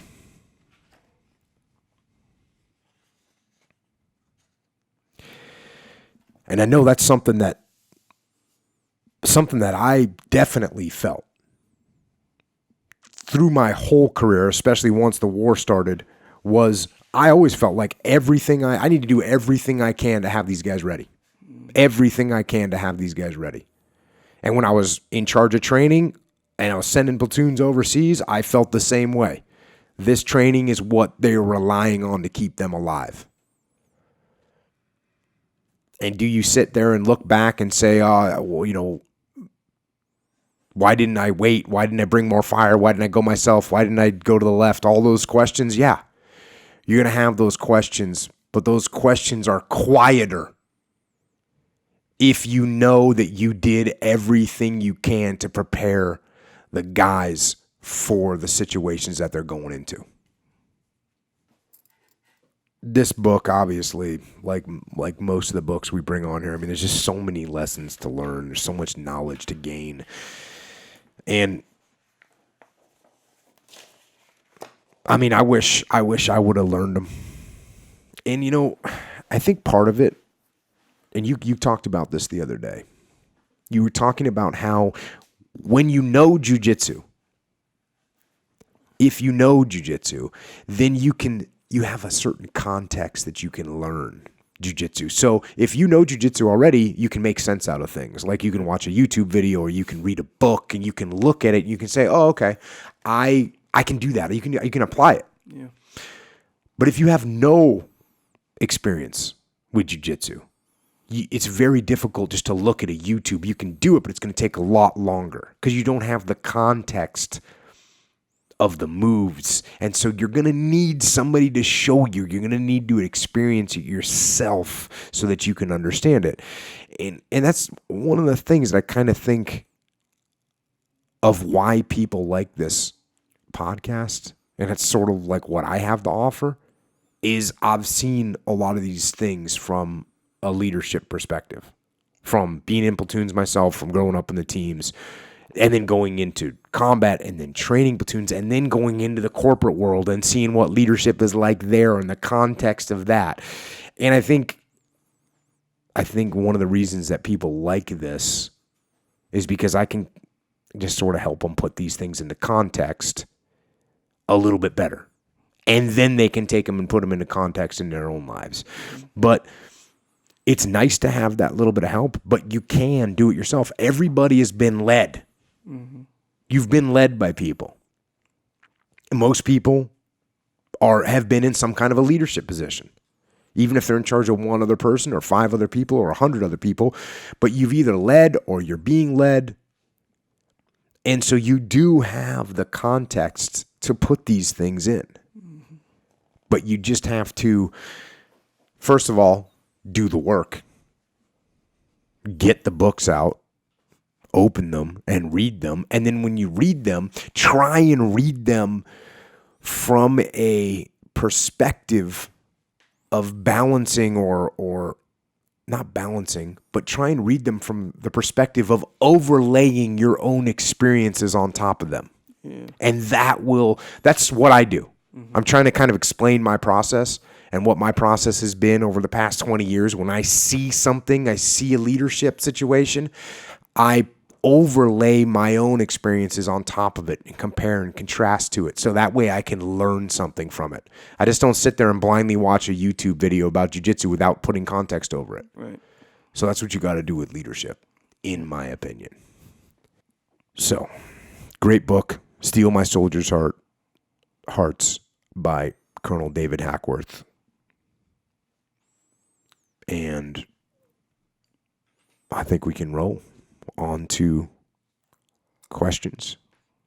Before we get it all into the interwebs and the questions therein, why don't you talk about how the interwebs can actually support this podcast, you boy? Okay. Ways you can support this podcast and at the same time support yourself, which is just as important, in my opinion. Supplementation. Onnit supplements are the best ones by far. The only ones I take. Yeah, only ones I take. Only ones you take. I recommend Alpha Brain. I'm taking some Alpha Brain right this now. second. There you go. Boom. Proof is in the pudding. Alpha Brain, the instant, right. Fast results are better than slow results. No, but sometimes you need delayed results for, Anyway, Warrior bars as well, I would recommend. Mm-hmm. Do yourself that favor, big favor. You can get 10% Just off. have a box of Warrior bars in your house. Because when you're hungry and you don't want to eat something junk, you just open up a Warrior bar and you're basically eating a Snickers bar. It's as good as a Snickers bar, if not better, and it's got protein in it. Yeah. And it's good for you. It's different, though. It's different than a Snickers bar. It's not a dessert. Oh, that's because it's not disgustingly sweet. Yes, you're right. It's like it is sweet, though. Yeah, but it's like a meal sweet. You know how like you eat like a teriyaki chicken, how that's sweet? Yeah.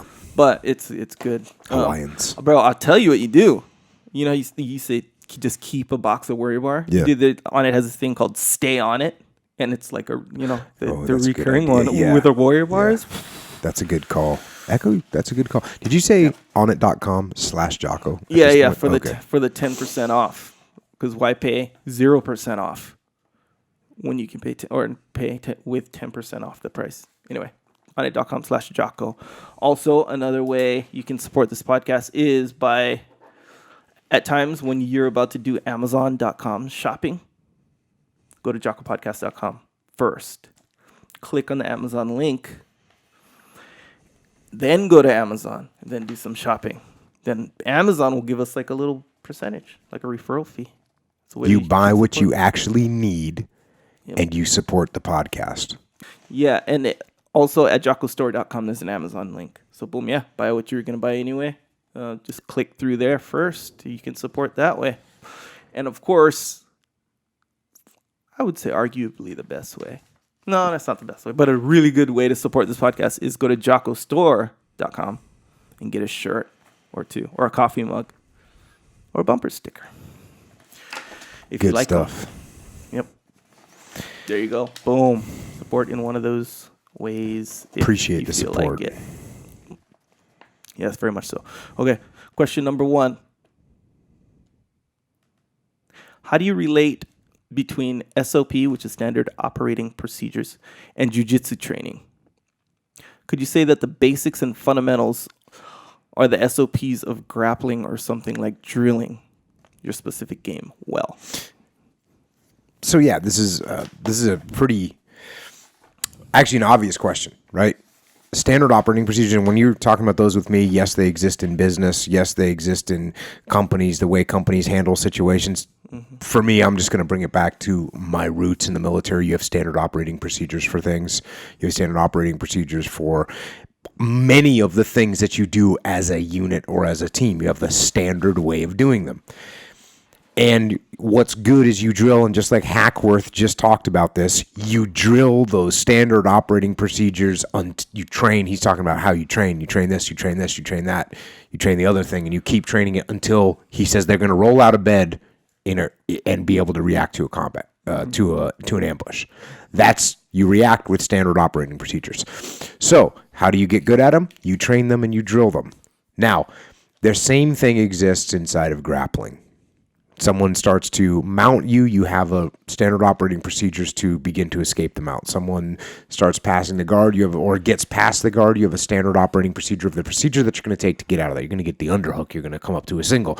If someone mounts you, you're going to immediately put your elbows in tight, maybe try and shift their weight a little bit, get their knee light. You're going to try and put them back in the half guard. So these are all little if someone starts to arm lock you, what are you going to do? You put your weight down on them. If they're trying to arm you, lock you from the guard, you're going to have standard operating procedures. Just like when you're on the battlefield, you want your team to have standard operating procedures. Definitely in grappling, you're going to have standard operating procedures as well that you're going to use. Now, the way you get there is by doing repetition. That's through drilling. But in both situations, you don't want to have people so strict in drilling that they lose the ability to think. If you have a person that all they ever do is drill in jiu-jitsu, they actually won't be able to apply it in real life when someone's trying to resist, or when the technique isn't exactly what they expected, or it's with a person that has a different body size than what you're used to dealing with. You have to encourage and you have to train for creativity and adaptation. Yep. Again, something that the military can sometimes overlook. Jiu-jitsu people can sometimes overlook it. You have to train for creativity and adaptation. So if you're going to drill, don't just drill the way you think it's going to be. Drill the strange variations that it could possibly be.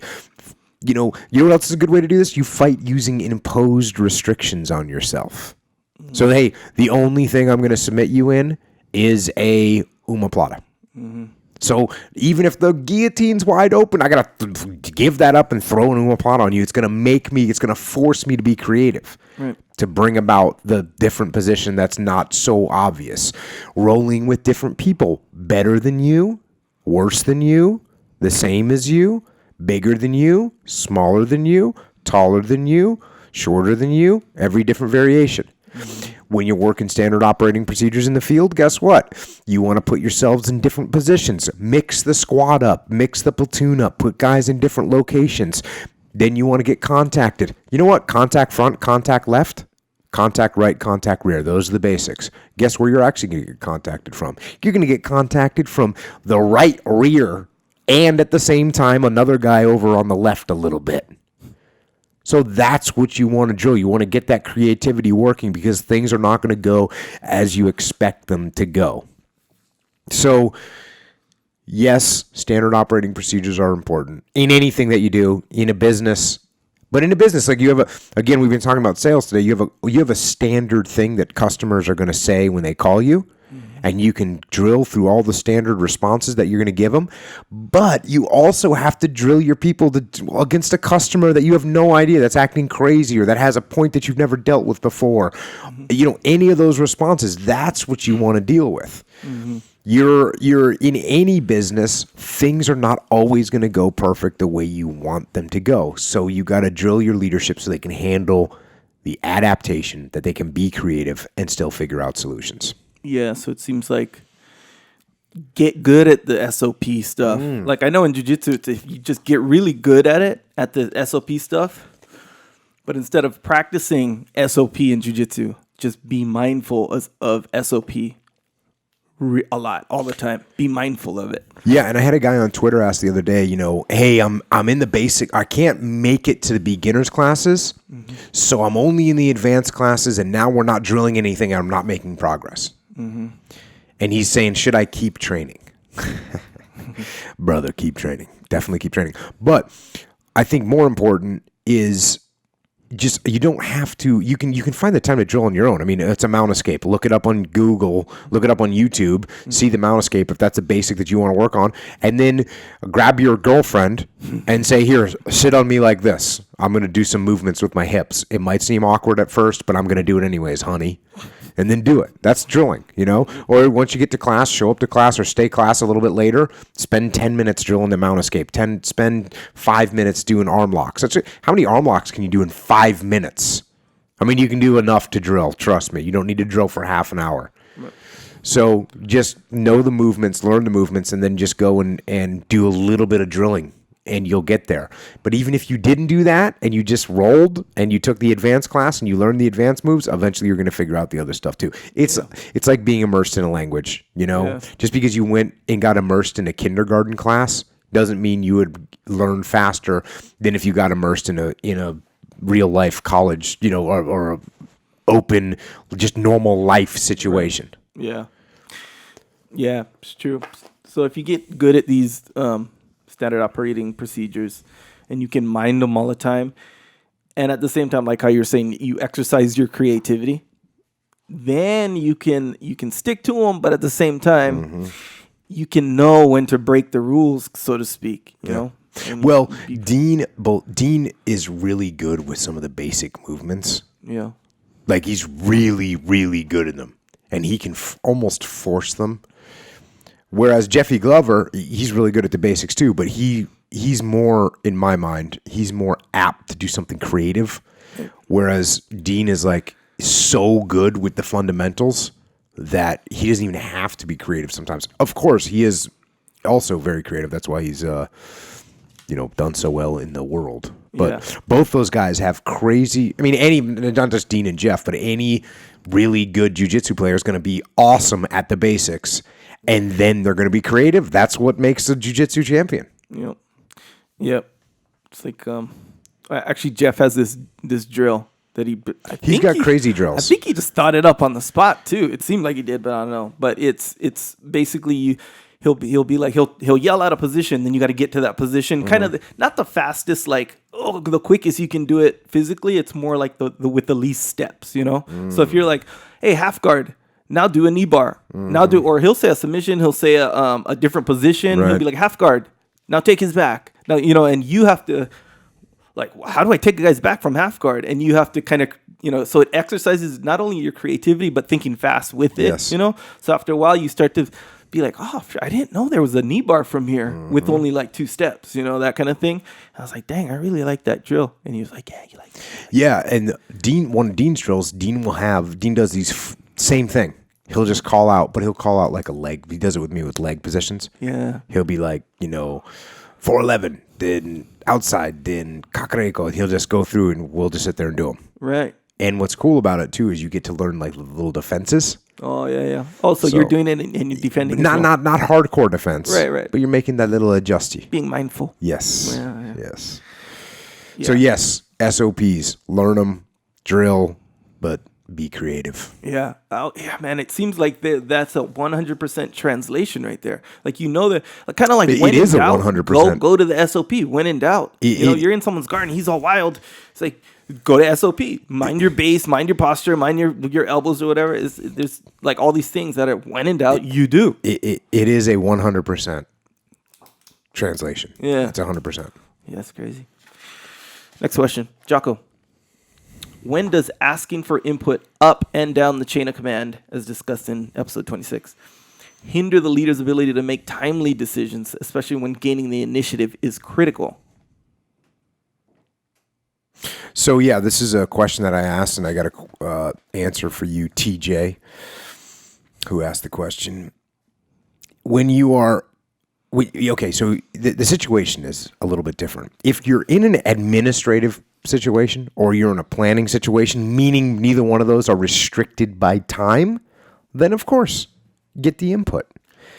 And by getting the input, of course, first of all, your plan becomes better because you're getting input from people. You have more brains working on it. You also, when you get input, you're building a little bit of a relationship. You're building a relationship. The relationship, what are relationships are based on trust. And so trust is a requirement inside of leadership. So that's what you want to do. If you have the time and it's an administrative scenario or you got the time to plan, then just go ahead and take the time to plan. Take the time to get the input. Now, there are situations where you don't have time to discuss or debate a decision. And there's or times where maybe you have time, but it's going to affect or impact the ability to make an immediate execution, which is what oftentimes you're looking for. You want to gain the initiative, and sometimes gaining the initiative takes precedence over gaining consensus from everybody. And it takes precedence over coming up with the best possible plan, because we want to do the best possible plan, but sometimes fast action is going to take precedence over that. And Patton said something along the lines of a good plan executed now is better than a perfect plan executed sometime next week. So what happens is in those situations, you're going to have to make the call. You're going to have to be decisive. You're going to have to make the decision. And because you've built trust with your team, then when you do need to make that call, it won't be that big of a deal and people will execute it. Now, I've said this before, Leif and I were having a conversation with some of our clients and as they were kind of talking about the same thing about, giving people orders and they're not listening and what do you do? And I asked Leif in the middle of the thing, I said, hey, Leif, how many times did I tell you, hey, Leif, this is a command. I'm telling you to do it. I'm ordering you because you work for me. Do it now. And Leif was like, 0 times. Now, that being said, although I never in an administrative or in a planning situation ever said, Leif, you will do this now, I'm ordering you because I am the senior man in the situation. In tactical situations, where we were in the field and we had to do things, we had to make things happen quickly, I definitely said things to him and said, hey, go do this now. Like I would have said, take that building down over there, or hey, move the Humvees over here, or whatever. And he would do it because he knew we didn't have time to discuss it. Now, what's interesting about that is it wasn't just me that was telling Leif. Sometimes Leif was saying to me, Jocko, get the Humvees moved over here, or Jocko, you need to get the element up on that high ground over there. And you know what? We had trust, we had a relationship, and I did it. Even though I was senior to him. We didn't care who was senior to who. That wasn't the important thing. He saw something. He was making a tactical decision. I knew he wouldn't be telling me to do something unless he needed to have it happen. Right. So if he told me, hey, move the vehicles down the road, I'd be like, Roger, moving. And that doesn't mean that if you take us to a situation where we have the time to debate, like he would call me up and say, hey, Jocko, I think it might be a good idea to push the vehicles down the road. Oh, why? What's going on? Well, we're starting to see some movement out in the hinterland over there. Okay, got it. I'm going to track it. I'm going to push 2 vehicles down there. Cool. Right? That's a normal conversation. But if all of a sudden there was gunfire and Leif was like, push the vehicles down the road to the north, I'd say, doing it. Yeah.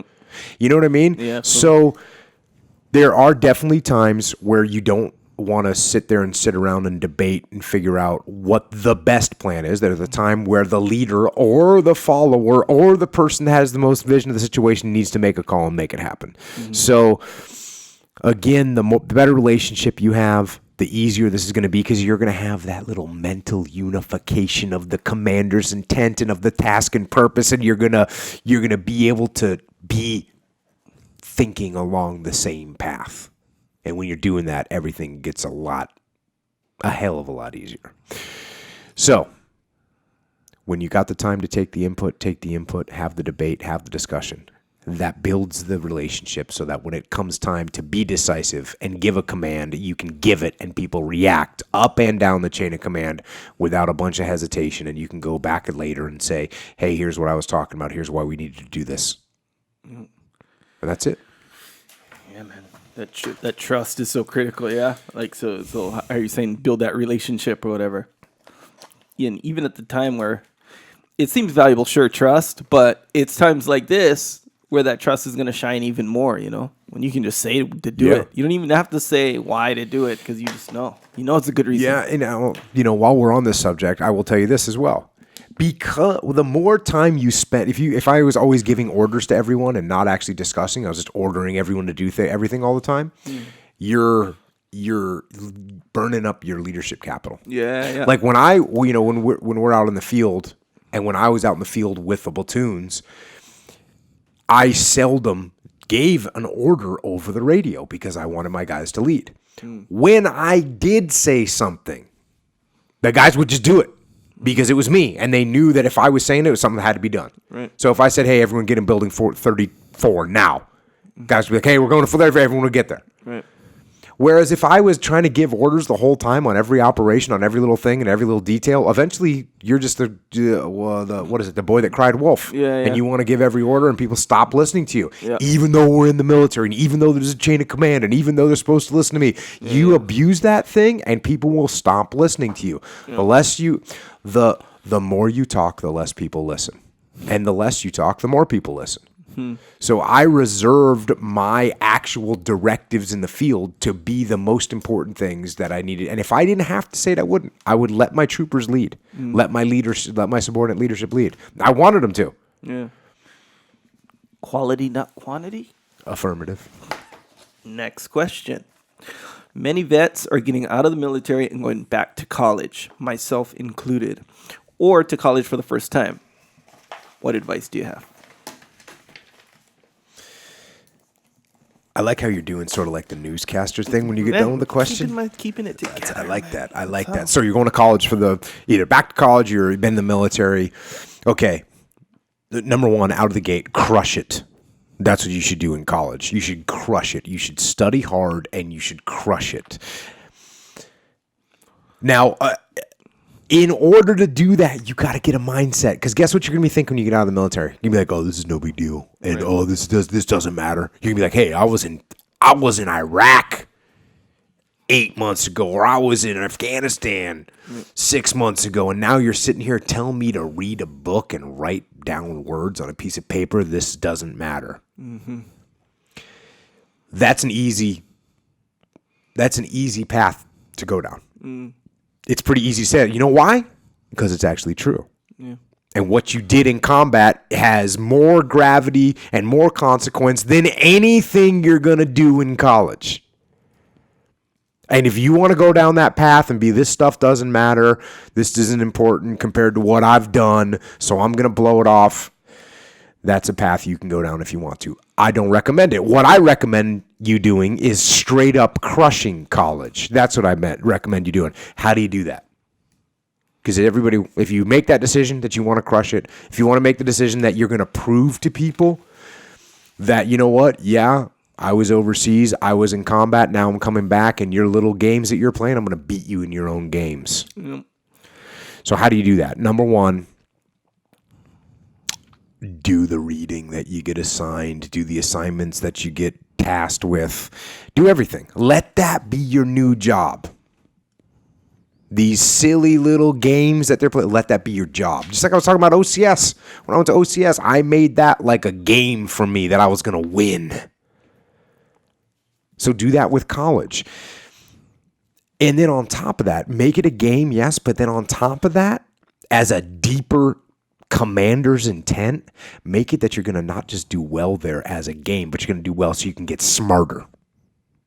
So you can really actually learn information that's going to make you a better person and give you better ability to dominate in the world. That's what you should be doing in college. Now, these kids that you're going to be going to college with, they're not going to have this attitude. They're going to be, hey, what do I need to do to get by? What's Sally doing tonight? I'm more concerned about that than I am about going out, dominating this course so that I can get an A, so that I have knowledge, so I can go and crush some vocation later on in life. So don't just do it as a game. You got to play the game a little bit. I mean, you got to, for me, I get the game mentality going, but the game mentality is rooted in something deeper. And what it's rooted in is gaining knowledge to be smarter and better as a human. Now, a couple things about college and the actual tactics, techniques, and procedures to dominate. Because when I went to college, I did dominate. And when I went to high school, I did not dominate. When I went to high school, I didn't care about high school. I was like, whatever. God, when can I go in the military? Like, can I go now? Mm-hmm. So, but when I went to college, I had a new attitude, which was, I'm going to dominate. I'm in a battle against these people here. I'm going to beat them. So this is some of the things that are important. Number one, college is all about time management. Getting ahead of the curve, because it's so easy. That's what happens with kids in college. That's why they don't do well, because for the first time, there's no one tracking them. No one's imposing discipline on them. You have to have, in order to do well in college, you have to have self-discipline, because no one's going to tell you to start that paper that's due in 6 weeks. No one's going to tell you to start it tomorrow. Yep. Yep. You can just blow it off. You can blow it off for 5.5 weeks, and then you've got to write a 30-page paper in 2 days, and it's not gonna be quality. Yep. No one's gonna ask you, have you done your homework before dinner? That's or right. Whatever. Like, man, So you need to get the time management going. You need to get a disciplined time management schedule. You need to get ahead of the curve as early as possible. Right? When a paper's due, a 30-page paper, you need to write it in chunks. And it makes it so easy. I mean, it was a joke. When I was going to college, I would have my papers completely done like a week out. Yeah. Like a week out, I would be done with a 30-page paper. Yeah. And then I would just be reviewing it and getting it all completely dialed, and I'd turn it in 2 days early and then move on to the next one. Yep. Same thing with studying. You don't want to study. You do want to study hard right before the day of the test, but you want to have knowledge already absorbed in there. So you want to study leading up to that. When you do reading that I talked about, highlight.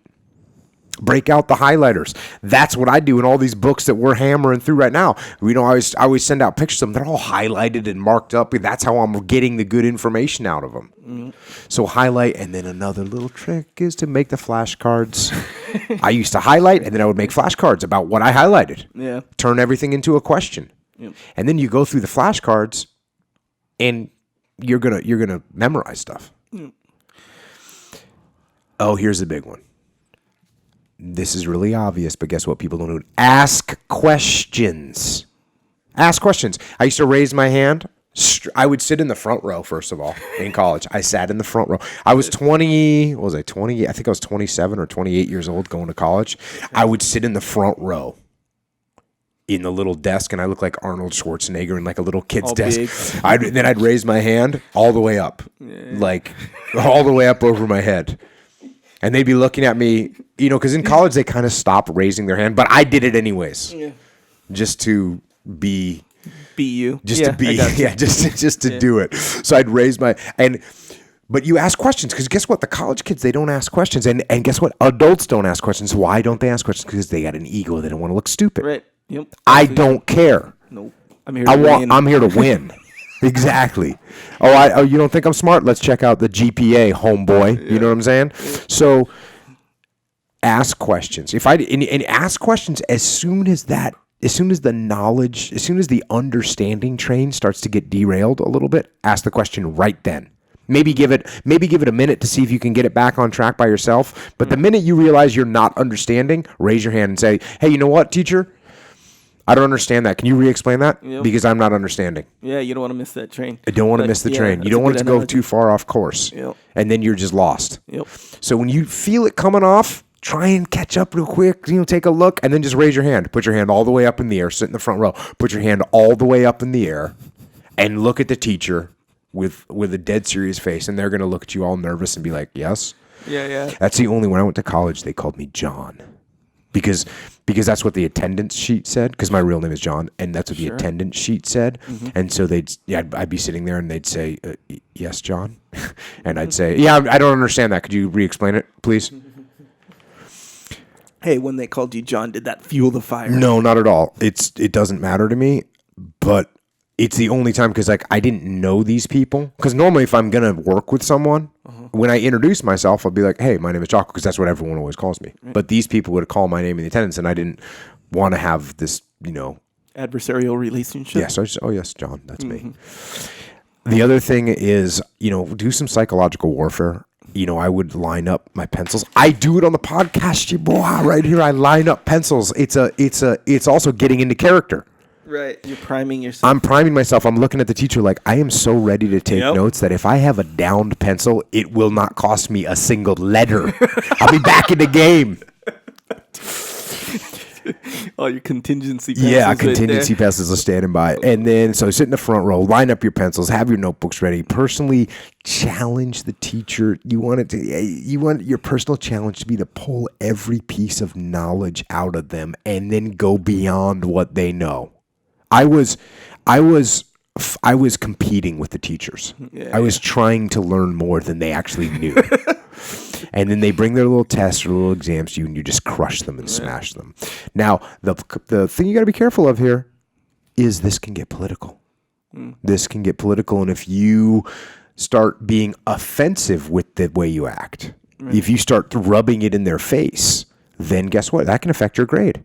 Yep. And part of the game here is to get a good grade. Right.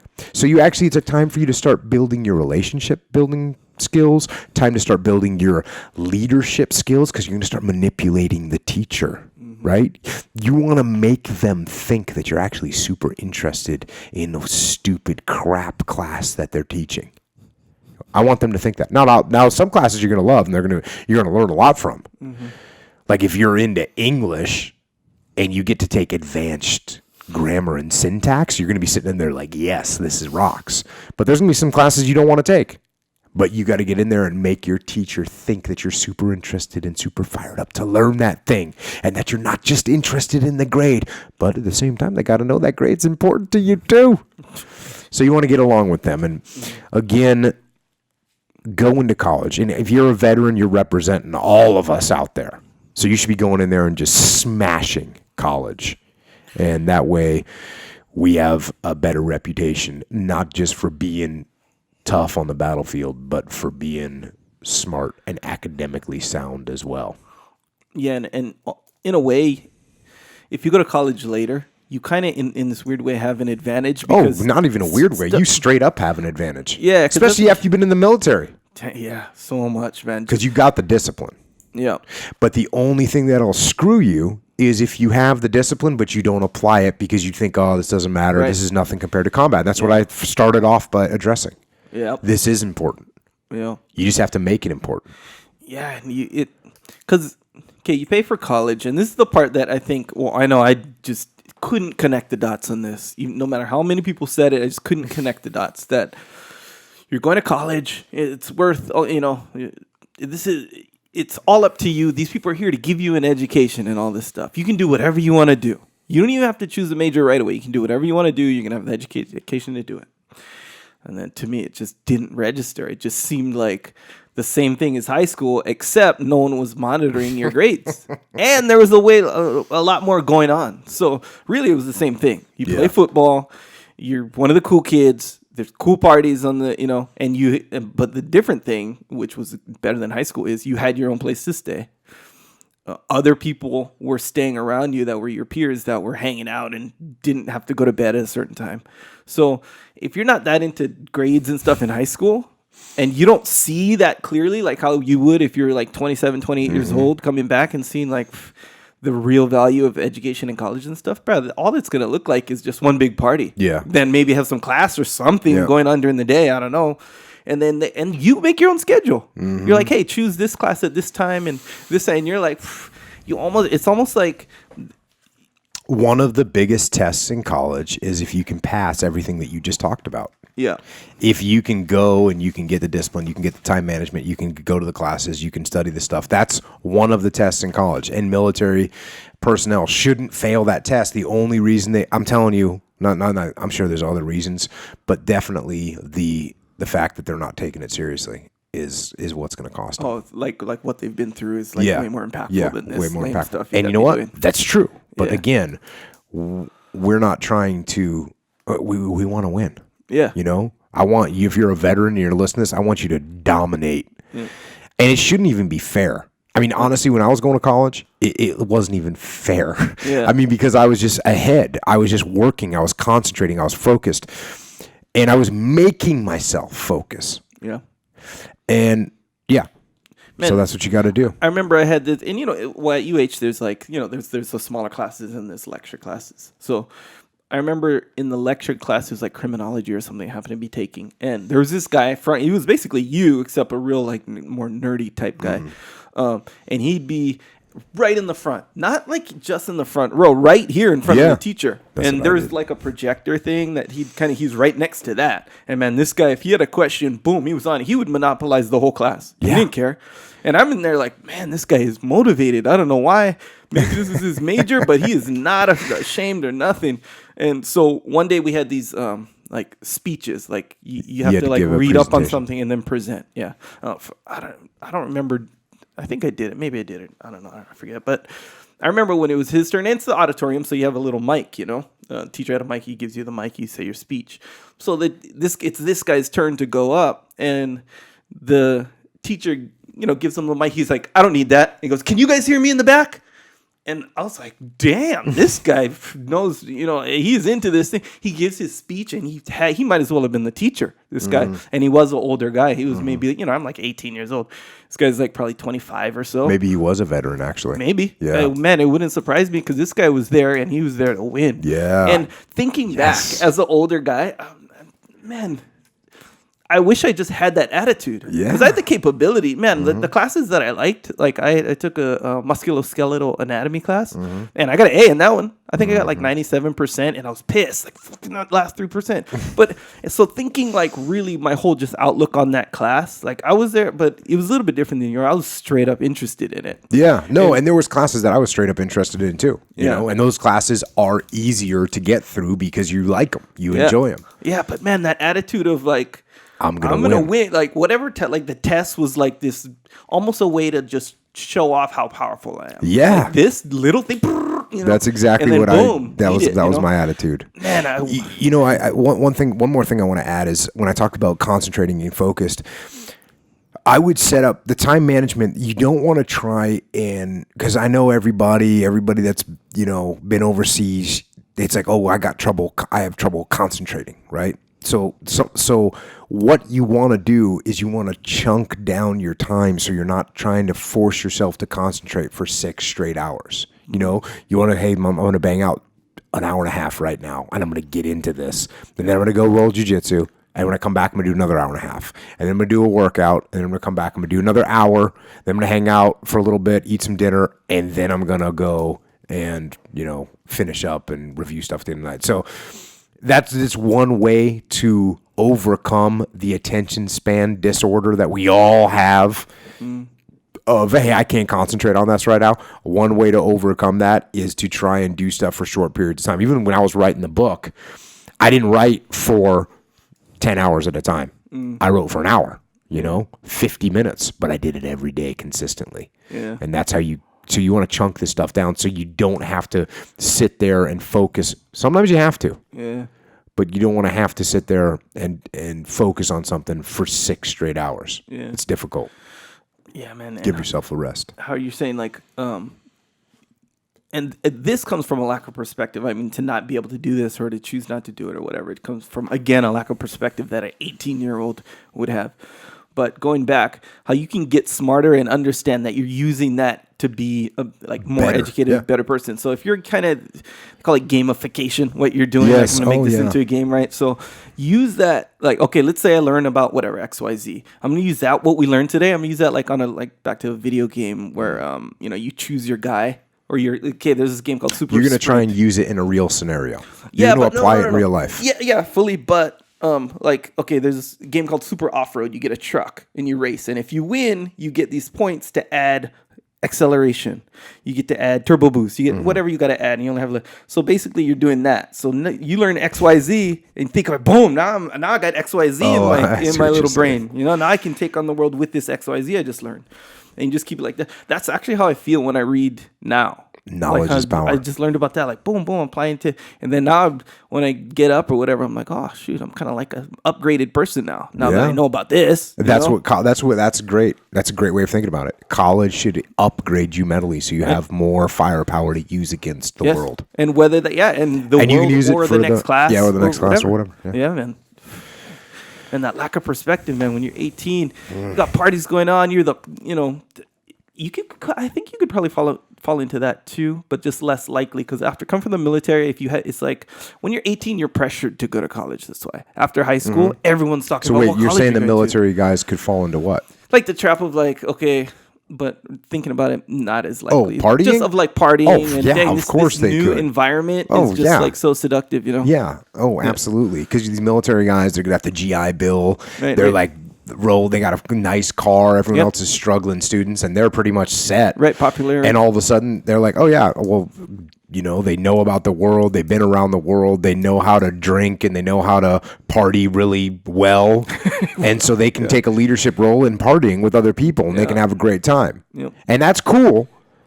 But make sure you upgrade your your truck Yeah. while you're there too. Yeah, so you're more likely especially when you make the decision kind of on your own to go back. Yeah. Like I said, when you're 18 coming out of high school, everyone's talking. Your parents are talking about it most likely. Kids around you're like, hey, I got into this college, right? And if you're the guy who's not going to college, unless you have some cool plan or whatever, Unless you just join the military. right? But that's like another thing, Yeah. Like they went to the military, but what are you doing? And you're like, I better go to college then, unless you're going to. So you kind of go because you're expected to go, but you don't have that clarity. Like if you go back later, like some people nowadays, it's popular to. Well, travel I the do world. think though a lot of military guys that once they're getting out, people say, "What you going to do now?" Oh, and they yeah. go, Okay. well, I'm going to go to college. I'm going to use my GI Bill, and they go, okay. Yeah, But see? they're going without a focus and without a plan. So Yeah. military guys can fall into that trap as well, and that's why I'm hoping that they're listening to this, going, "Hey, you know what? Absolutely, take advantage of the fact that you're with a bunch of people and you can hang out and you can party and have a good time, but have the discipline that you win. Yeah. None of it matters. That partying doesn't mean anything if you don't win every day and make yourself better and come out of there with the ability now to set yourself up for a good life, because that's what college is supposed to do. It's supposed to give you opportunity. Yeah. That's what you want, is opportunities that you can take advantage of it. Man, it's so true, man. It's like I'm thinking back to any party hangout situation is not serving me at all right now. No. At all. No. Not one. And I think that's what really got in the way. I think, and not partying like I was in this big partier, because it wasn't the case. But it was it's just that there. The social scene just had way more of a draw than making it to class. Of course. You're a human being. You like social activity. Most human beings like that. Yeah, man. Not all of us can sit around and be like, no, I do not want to speak to other people. If I went back to college for if I found myself in that situation, bro, I would be just like how you said. You bring your A game. Bring me every single day. I wouldn't literally it'd be, how like when you train for a tournament, Yeah. and you're just like, hard. yeah, guys are going, that's the last thing I want to do. I want to eat right now. I want to rest, and I can't wait to get back to training so I can learn some new stuff, get in better shape, so it's like laser focus, Yeah. And even if it's not like focusing on the goal the whole time, you're focusing on winning that day and winning the next day, winning this week, Man, that's a valuable tool, man. Valuable advice as well. Dig it. Next question. Can you discuss peer leadership a bit? Such as during the BOLC, which is Basic Officer Leader course. In the Army, yeah. In the Army. Ranger School or other training environments without a command structure. I know you've touched on it before and said that it's probably the toughest form of leadership. But if you could discuss things that have worked well for you and any tips in these environments. So peer leadership, and actually whether that's harder than leading up the chain of command, which takes the most amount of nuance and technique and savvy, as opposed to peer leadership, which definitely takes a lot as well. And there's nothing new here. Yeah. Nothing new when you're trying to lead peers, just like when you're trying to lead up the chain of command, you're trying to lead down the chain of command. What are you going to do? Number one, you're going to be humble. You're going to listen. You're going to lead when it's time to lead. You're going to follow when it's time to follow. Take the hard jobs, work hard, put the priority on the team instead of yourself. Accept the blame when things go wrong. Give credit away to the team when things go right. Keep your ego in check. And keeping your ego in check is very important, because when it comes to peer leadership, this turns into like there's a little ego struggle going on. There's actually a big ego struggle coming on over the whole time, because what peers are actually competing with each other in some form for promotion, for authority, for recognition. So you're going to want that credit. You're going to want to be recognized. And those little things inside your brain, if you really want to be a good peer leader, you got to let them go. You got to let them go. You got to stay humble. Now, for instance, when you come up with a plan, you can't get addicted to your plan. You can't think that your plan, you can't impose your plan on your peers. You don't want to do that. You want to hear other people out. And in fact, one way to build leadership credibility is when you become champions of other people's plans. And you go, man, that's awesome. I'll run with it. And you take a leadership role with someone else's plan. How cool is that? They actually love you then. They say, man, Jocko doesn't have an ego. He's running with the plan I put out, and he's giving me credit for it. Of course you're building leadership credit with that person. Now, so those are challenges, right? And a lot of that, again, boils back to ego. But the other thing is you got to be mentally nimble when you're doing peer leadership, because you're going to be constantly shifting back and forth and back and forth and back and forth between the dichotomies of leadership. Mm-hmm. The things of being aggressive, but not being overbearing, being a leader and being a follower, stepping up and yet not stepping on people's toes. So you gotta balance those, and you gotta be going back and forth between those all the time, and that's what makes peer leadership hard. Because if you and I are peers, if I'm in charge of you, then we know that, and so I can I can be a little bit more inactive in my balancing act because I'm in charge. Mm-hmm. So, hey, Echo, this is what we're going to do. I can be less active in balancing. And same thing if you work for me. We know what the roles are. You're leader, I'm following. It's that. Mm-hmm. The other way around, I'm leading and you're following. We know what the roles are.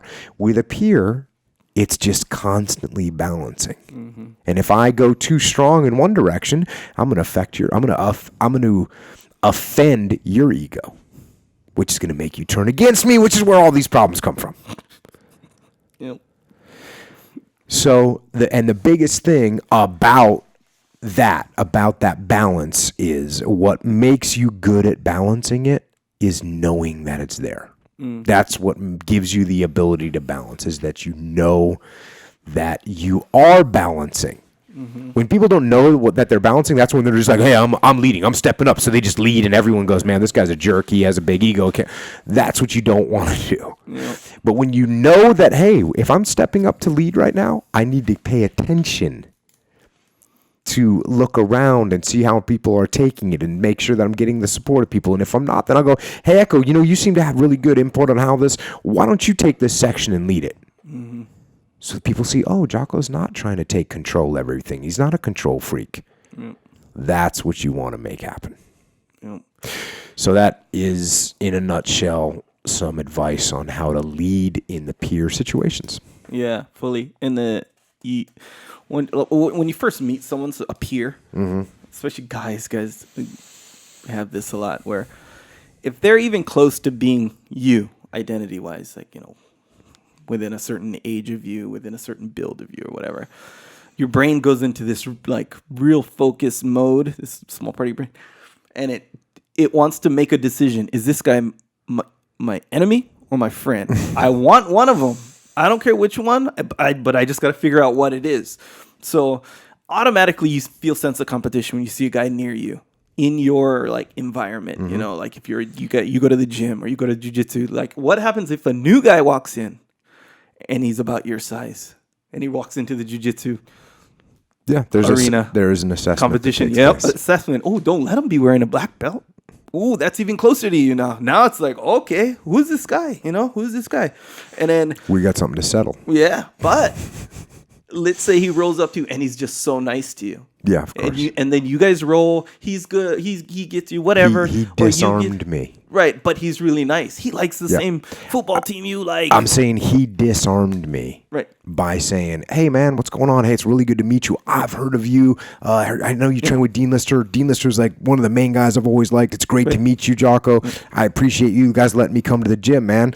Love to roll with you sometime, if you get the chance. Just, I know, really respect your all's game. Right. Yes, exactly right. So boom, now that decision that you like on this primal level have to make. Yeah, I made it. You're like, okay, I got you. You're my friend. You're my ally. But you get a guy who only mad dogs you, but with other calculations, he's kind of the same as you, more or less. Yeah.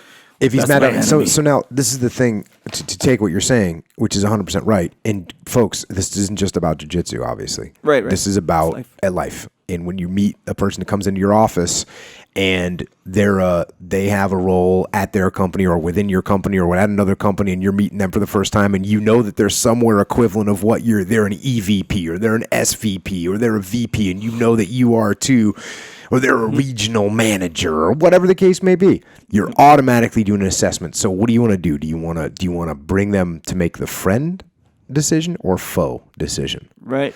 Let's be leaders. Yeah, and that's the key right there. And create relationships, not adversaries. Yes. Boom. Or not adversarial relationships. Yes.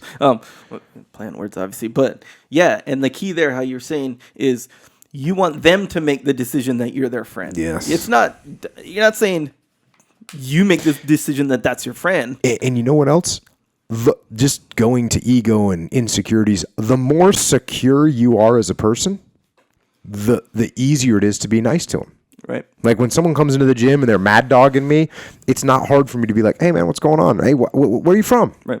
Because I know I've been training for a long time. I know that they're not going to mop the mat up with me. It's not going to happen. Oh, right. Yes. Like, because I'm confident, Secure, yeah. I'm secure. I know I've been training for a long time. If I'm in a business world and I meet someone and I know that they're might be close to my equivalent, am I insecure where I got to bow up to them and act like a tough guy? No. Mm-hmm. I'm actually confident that what I do is well, what I do is good. I know I lead a good team. I know that I'm solid. I know my information well. I know I'm a hard worker. So why am I going to bow up to them? Mm-hmm. I'm not threatened by them. Mm-hmm. It's no big deal to me. Let's do this. Right.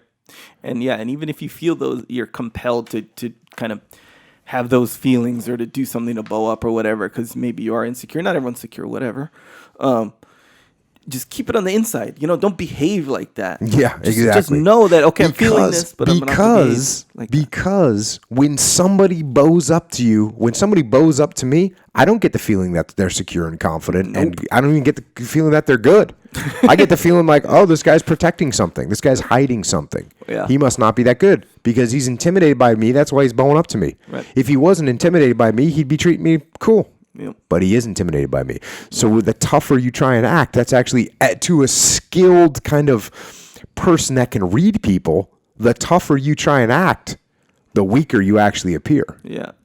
Now, if you're running around intimidating white belts, either in the business world or on the jiu-jitsu mat, that doesn't matter because you can win anyways. Yep. Just don't be intimidating the white belts. Yeah, bro. All right. But yeah, make them want to be friends with you. Mm-hmm. That's a good one. I'm going to remember that one. Okay, next question. Jocko, how would you have handled the leadership role in the First World War in the trenches? In other words, seemingly helpless situation. This is a question that I didn't even want to answer because it's just such a brutal question. And that's why I did answer it. Because I want to have some brutal questions. And I would love to think that I would have stood up like a man and like a hero and done everything in my power to stop the madness. Mm-hmm. And to come up with a new way and protest the futile tactics and raise my hand and say, we're not doing this, sir. I will not send my men to their deaths. I would love to think that that's what I would have done. And I can tell you when I was told to do things in Iraq that I thought we shouldn't be doing, I said, hey, you know what? That's not a good idea. Let's find another way. Let's do something different. So I know I've done that before. We had operations that we looked at and said, you know what? This is not a smart operation. There's a really high risk and there's very low reward. Let's not do that one. Let's find another way to do it. So I know I've done that. But you take me and you put me in a World War I trench. Now we have a different mind. I have a different brain. And the thing that I'm scared of, the thing that haunts me is, what if my mind was trapped?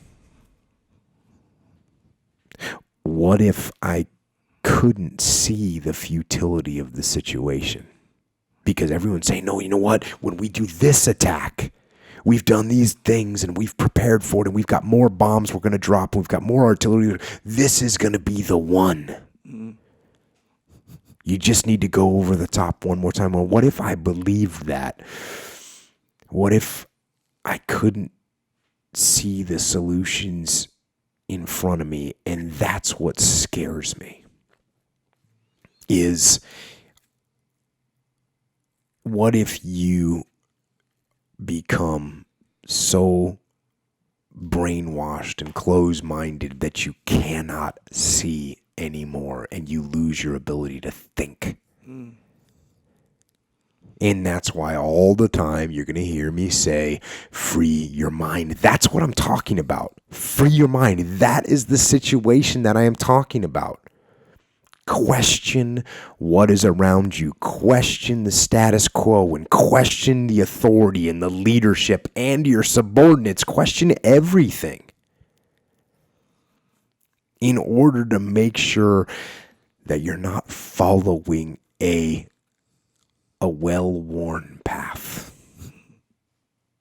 A well-worn path that other people have gone by. Maybe it's a path that you've walked before, but it's a well-worn path, and it's a path that leads to suffering and pain and tragedy, and you can't get off the path because your mind is not free. So, how would I have handled the leadership situation in World War I? I cannot honestly answer that question. But the way I try and live and the way I try and think is one with an open mind, a free mind that can see different perspectives, that can detach from what's being told to me, and I can question it and I can come up with a different solution. Free your mind. Sound advice. It's a tough question. Next question. Jocko, Echo. Tough versus smart. So wait, what is this, do you think? Is this like, is it better to be tough than smart, or just in general? Like, well, you just read the question as it was stated. It just said, topic for podcast, tough versus smart. And in my opinion, I don't think you need to be tough versus smart. I don't think it needs to be tough or smart. I think you need to be tough and smart. Right. I don't think those two traits are mutually exclusive at all. Mm-hmm. And being tough and being smart is actually what we want. So when we think of tough, I think we think of using blunt force to solve a problem. Mm-hmm. Right? And you might think that using blunt force to solve a problem is stupid. And at the same time, you might think that stepping back from a problem and taking a look or stepping back away from it might be giving up. So you're weak. Or you're not tough.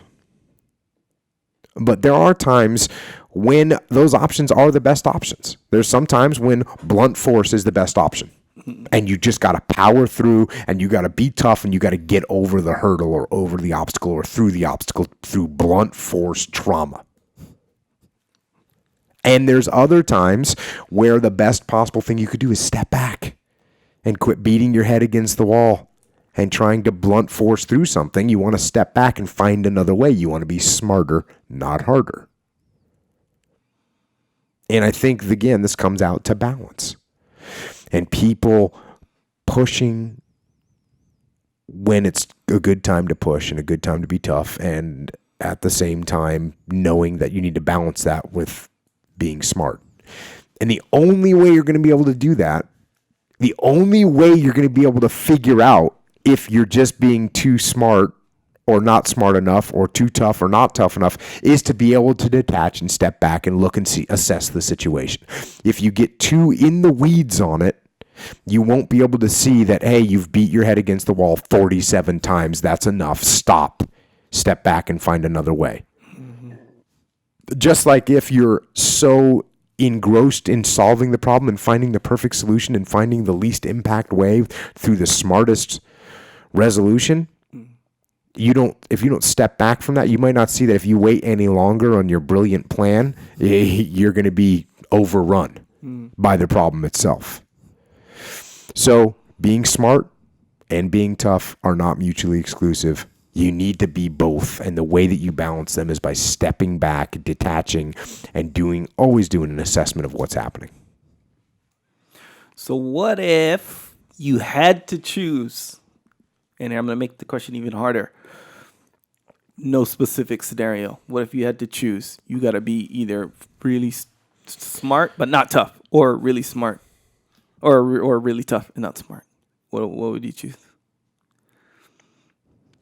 Unfortunately, you have to go with being smarter. Yeah. I mean, that's Why just is that the facts. unfortunate? It's not unfortunate, but it's just the reality is being smarter is better. Yeah. Because being smarter means you can find another solution. Yep. But, the wall that you might be banging your head against might literally be impassable through that section. Yep. And if all you're going to do is beat your head against it, eventually you're gonna not make it. And you're gonna die. Yeah. So being smart is always better.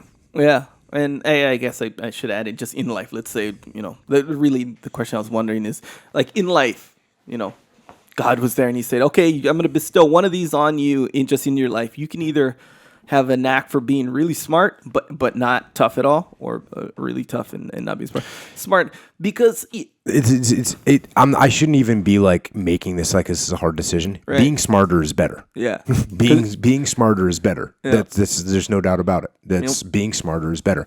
But by the way, being smarter. Look at the human race. Why do we rule the world over the animals? I mean, you tell me that you're tougher than a chimpanzee? Well, me, no. Yeah, but I'm just saying, right? The only reason the thing that wins is intellect, and it'll win every single time. Well, it'll win a lot of the time. Yeah. A lot of the time. And if you're smart, you can figure out a way to overcome the toughness. To be tough, yeah, and not even necessarily it's called to a firearm. make your body. Yeah, exactly right. Exactly right. Like when you say, am I tougher than a gorilla? We'll say, well, in a way, yeah. Yeah. I I have a shotgun. Yeah. Or if I have anything, anything that I think up to build or buy, because of other people like me thought it up and I used their knowledge, because I was that smart to do it. Which goes back to the original question, or what question we answered a little while ago about college. Like, go to college and improve your smartness. Get smarter. Yep. Yeah, the smarter. That's why I always say that on the podcast. I'm not always talking about being stronger and faster and bigger and tougher. I'm always talking about you got to be smarter too. No doubt about it. Yep. The success I've had from my life is zero of it. Just about zero of it has come from anything physical or being tough. Now, there is a mental toughness that does help you when you are doing intellectual things. Yeah. I mean, I can force myself to do some intellectual goals or some intellectual challenges that tough isn't the best word, but if I wasn't mentally tough, I wouldn't be able to do it. Right. Yeah, but if you're smart enough, you can figure out out ways to get mentally tough. Like if you're like, hey, I know I'm not mentally tough. I'm smart enough to know I'm not mentally tough or I'm not physically tough. Let me figure out a way to get I'll figure out a good workout program. Who would you rather be? The guy that is really tough and can stay in cold water for 45 minutes? Or the guy that invents a wetsuit like Jack O'Neill. Right. And I can stay in the water for unlimited amount of time now. Yeah, there you go. Yep. Case in point, Jack O'Neill, keeping it real. Boom. Name dropper.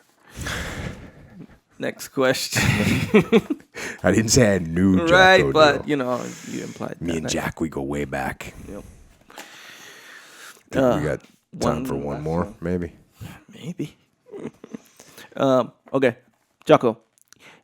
As far as self-improvement and getting after it goes, whose standard should one measure themselves by? So, who do I use as a standard to measure myself by? It's really everyone and no one. Because there's people in the world that have skills and strength and talent that I will never have. I won't. I mean, some of these notions that you can be whatever you want to be as long as you want it bad enough, those are not true. They're fairy tales. We all have limitations. And I don't have the right genes to be an Olympic weightlifting champion. I don't have the right genetics to be an Olympic champion sprinter or a gymnast or whatever sport you want to name. Now, sure, if I trained my whole life, perhaps I could have achieved some high level in those sports, but I can tell you I do not have the DNA to be the best in the world in those categories. So, what does that mean? Does that mean that I give up? Does that mean that I quit? Of course not. Not at all. It means that I'm going to try to be the best that I can be. The strongest, the fastest, the smartest human that I can become. That's what I'm going to go for.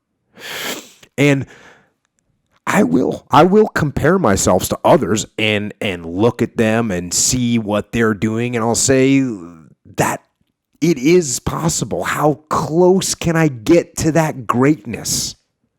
How close can I get to that glory? But the reality is that my glory, it doesn't happen in front of a crowd. It doesn't happen in a stadium. It doesn't happen on a stage. There's no medals handed out. My glory happens in the darkness of the early morning, in solitude, alone, where I try. And I try, and I try again to be everything that I possibly can be. The best that I possibly can be. Better than I was yesterday. And better than other people thought I could be. Faster and stronger and smarter, and with one victory that no one can ever take away from me. A victory that is earned every single day. A victory of determination and will and discipline. And a victory that is achieved because I will not stop.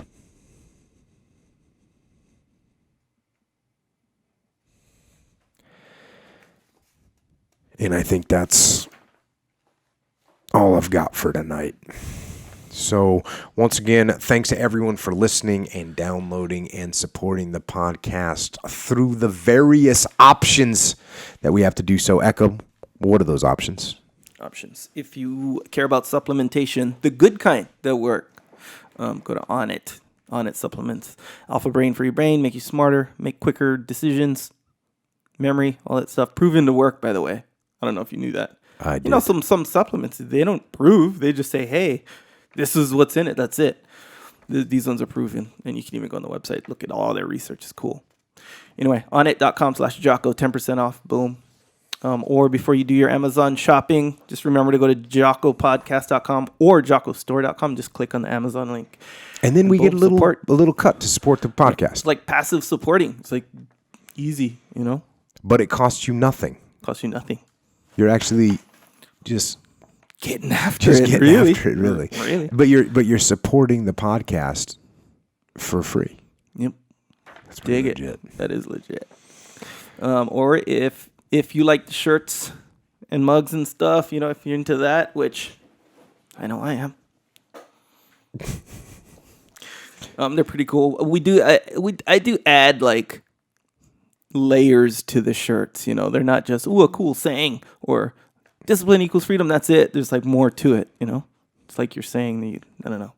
Anyway, shirts are cool in my opinion. If that's your opinion as well, look at. So you're saying there's a whole nother level of cool to the shirts that you make? I think they're cool, but I don't want to make that. I would tend assessment. to agree with you, actually. There you go. But I don't want to be like, hey, they're cool, and then people go there, be like, you know, they have a different opinion. Yeah. They're not cool. I don't want to be the guy pushing not cool stuff. I think they're cool. Go to jockostore.com. If you think they're cool, go ahead and get one or two. And that's also supporting the podcast, and you're getting a cool shirt. Totally So does. that's cool. We dig that. Yeah, and I use the actually people ask me this, so it is relevant. What kind of shirts do I use? I use the blended one, poly cotton blend. So they're like high softer. quality.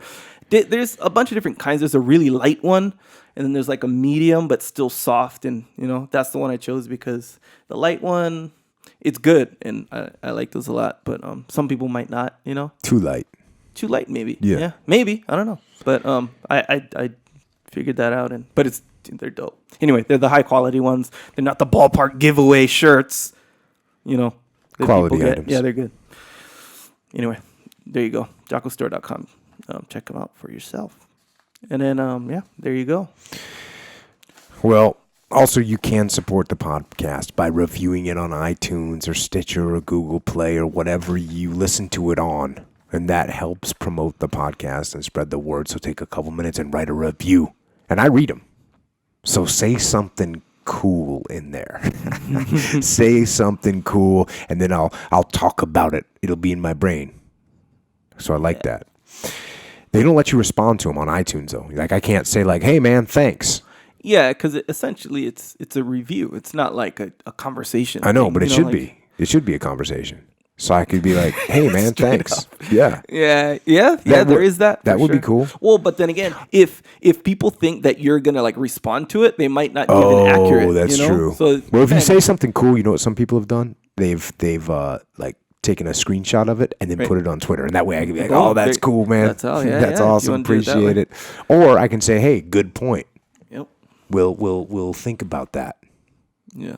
We'll make some adaptations, perhaps. Getting, perhaps not. But getting a screenshot of their iTunes review, that's a message in and of itself that's saying, hey, I put a review on iTunes. Yeah. It's not necessarily, hey, the audio's too quiet. It's not that. If they wanted to tell you that, they'd tell you that on Twitter. Yeah. Well, then, but they're at least they're showing. Right. That hey, this is funny because I would like to see like some reviews. Like there's some people that write reviews that I laugh at because they're funny. Yeah, they're like I am definitely getting after it tonight. You know what I go? That's awesome, man. Yeah. Yeah, this guy I talk to all the time, Brady. He'll like shop at Amazon and he'll be like, click, screenshot. That's awesome. You're the man.